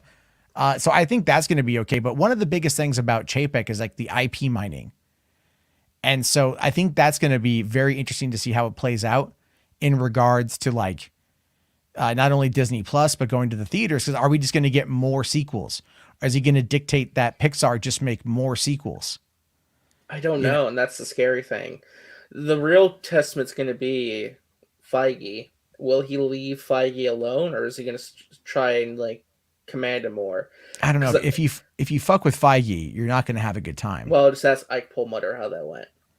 So yeah, I think he'll leave Feige alone because that is one of the most profitable divisions of Disney, and it's just so successful and so prolific. It's like, why touch it? But if I was Disney Animation, Pixar, even the live action movie division, I'd be very scared. Yeah, I would be too. I would be too, because stuff like Soul and Luca, I don't think are going to get made. No, you probably get Frozen 3, Frozen 4, Incredibles 3, Incredibles 4. Okay, that I'm okay with. I do think Coco that Incredibles 2, Soul 2. Yeah. I mean, one best animated feature. So yeah, I would say like, I mean, look, Incredibles, I think is Pixar's most untapped property. And I think dude, I have a suggestion for that. So someone said this on Twitter and I think it's a great idea. They should do an Incredibles Disney Plus series that takes place during like the peak of superheroes before, like, you know, like Mr. and Mrs. Incredible get married, like right around that point, you know. That would be interesting. That would be interesting if they did. Yeah, do a series during the rise of superheroes, or like remember like all the political turmoil, like all that too, like a series about that, diving into that stuff. That could be really fascinating. No, I do agree. I think that would be pretty. I think ultimately that would kind of be that'd be better. You know, I think that would be cool to see like Frozone and Mr. Incredible and everything like that. Like how'd they meet? How'd they become friends? Yeah, I'd be okay with something like that, because also goes into some of the villains and like Gazer Beam and all the other heroes, and then or you know, whatever they might do next and everything. Who knows? I just think it's a very solid untapped thing. So all right, as we come down to the last couple minutes of the show, I wanted to drop a quick thing here. We'll take a couple quick voicemails. I got one that was brought in, so hopefully we can hear it okay. You should let me know if you can hear this. If not, I'll fix it. But this is a call from Daniel. Yeah, this is Daniel. What scares me is people like Nerderotic and all them, and the people that follow them. What are the chances? I mean, if they keep getting radicalized, like people like Kathleen Kennedy or Brie Larson or Kevin Smith destroyed their childhood, what's the chances of someday something going horribly wrong at a Comic-Con of some sort? I mean, people want to raid it to change something, just like at the Capitol. I mean, could that possibly break through into the con culture? Anyway, bye. Thank you for that one, Daniel. That's a hell of a question. You know, could we very loaded question. It's a super loaded question. But I understand the fear, and I'll explain why. So as we've been learning over the span of the last 6 months or so, the Capitol insurrection on January 6th of this year was definitely a planned event. And we are learning more as time goes on about what people who were there experienced and potentially who was behind it. And as we go on, more things will happen.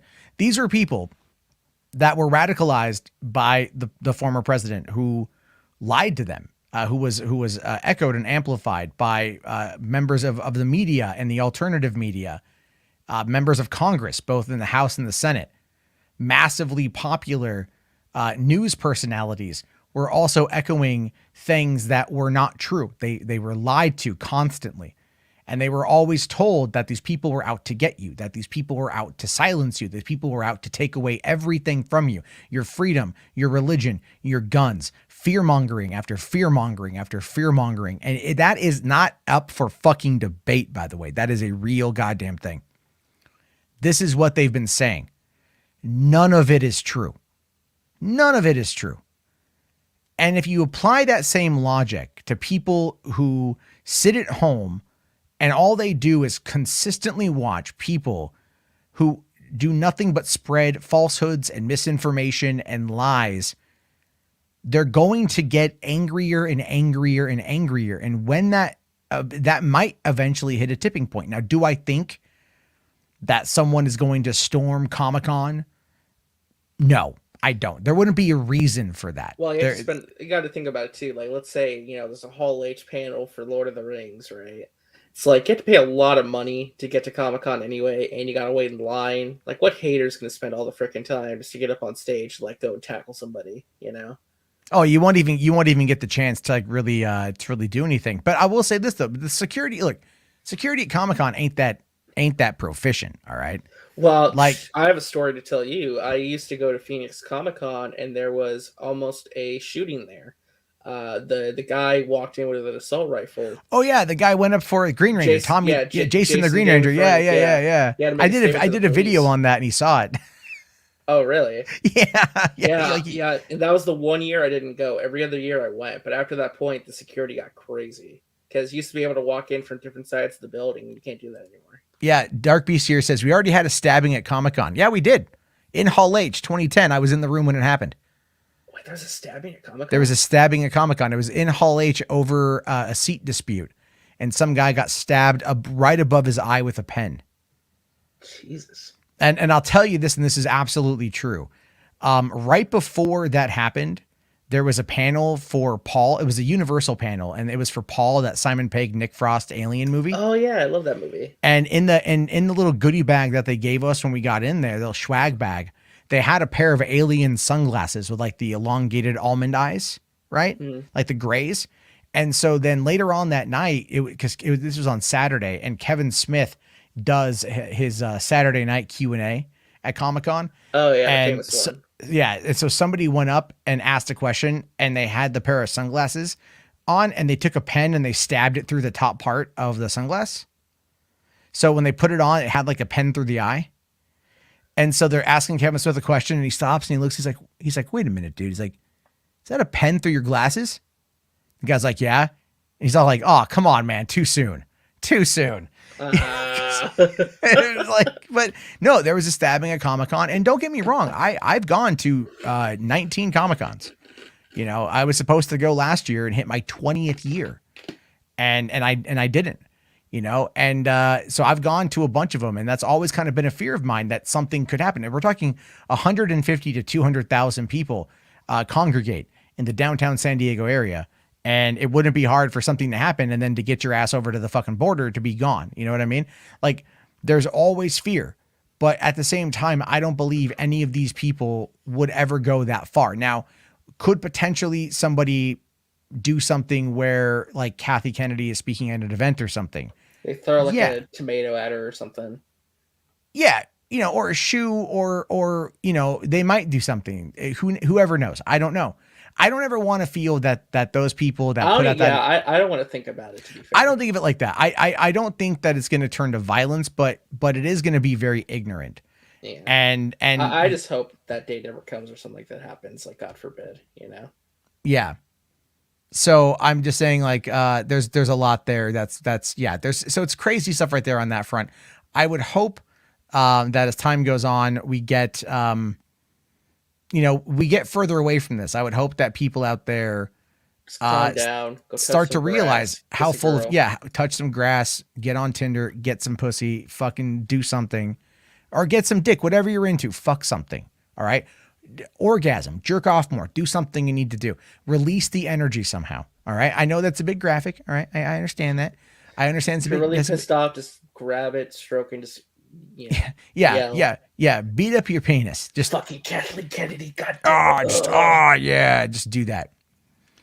There we go. So that's kind of where I'm at with it. But all right, I think yeah,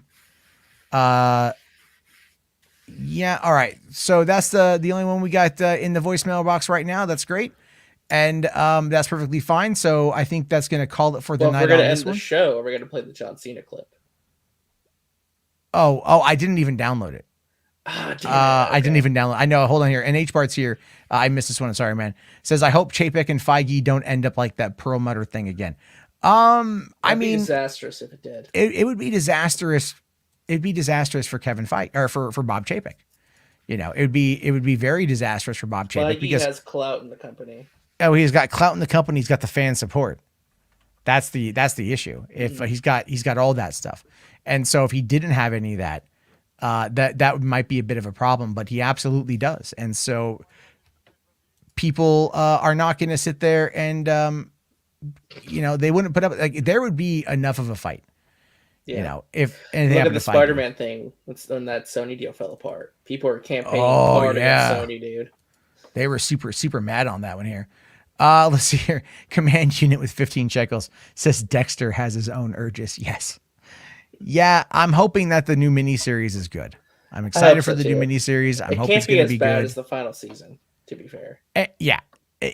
I mean, let's hope it goes up to season 4 and then just kind of skips everything else. I hope it skips literally everything else and just picks up after that. So there's that. But thank you very much for that, Command Unit. And then I did actually grab that clip that RJ sent me here real quick. So let's watch John Cena talk about the Ayer cut. I think Warner Brothers should release that Ayer cut. I think it's in a company's best interest to listen to their audience. And if it's something that's so in demand and they got it, why not?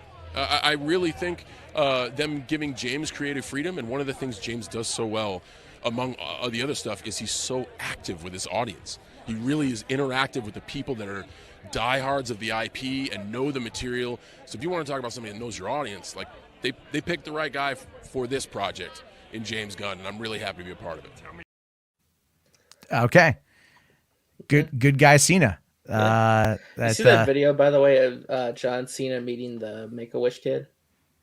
I saw it pop up the other day. I didn't watch it, but I saw it on the feed. It's really sweet. The guy talked about it. He's visited almost 675 kids over 17 years, a kid a week. That's I feel impressive. John Cena's a good guy. John Cena's a very good guy. I feel bad giving him shit over the China thing because it's he is a good guy and he's a good human being. Yeah, but it's he's also a company man, but that doesn't necessarily mean. For God's sakes, he grew up in WWE, the most corporate place you could be. Yeah, and like I said the other night, no one hates wrestling more than wrestling fans. That is true. So I mean, that's just. But we hate WWE for good reasons, though. To be fair. Sure, I guess. It's difficult to explain. All right. Well, you know what? One day you're going to have to explain it to me because I don't fucking know. I'm not a wrestling guy. But that is going to call it for tonight, guys. Thank you again. Hollywood After Dark. I keep wanting to keep these things an hour and a half, and they always run over 2 hours, but that's great. There's a lot of stories, though, to be fair. It's a lot going on. Who knows? Tomorrow night, if something major happens, I'll probably fucking be here anyway. So call in, voicemail 323-305-4101. Be sure to hit that like, hit that subscribe, become a channel member. Support the shit out of this shit if you fucking like it. Love you all. I'm going to bed. Peace.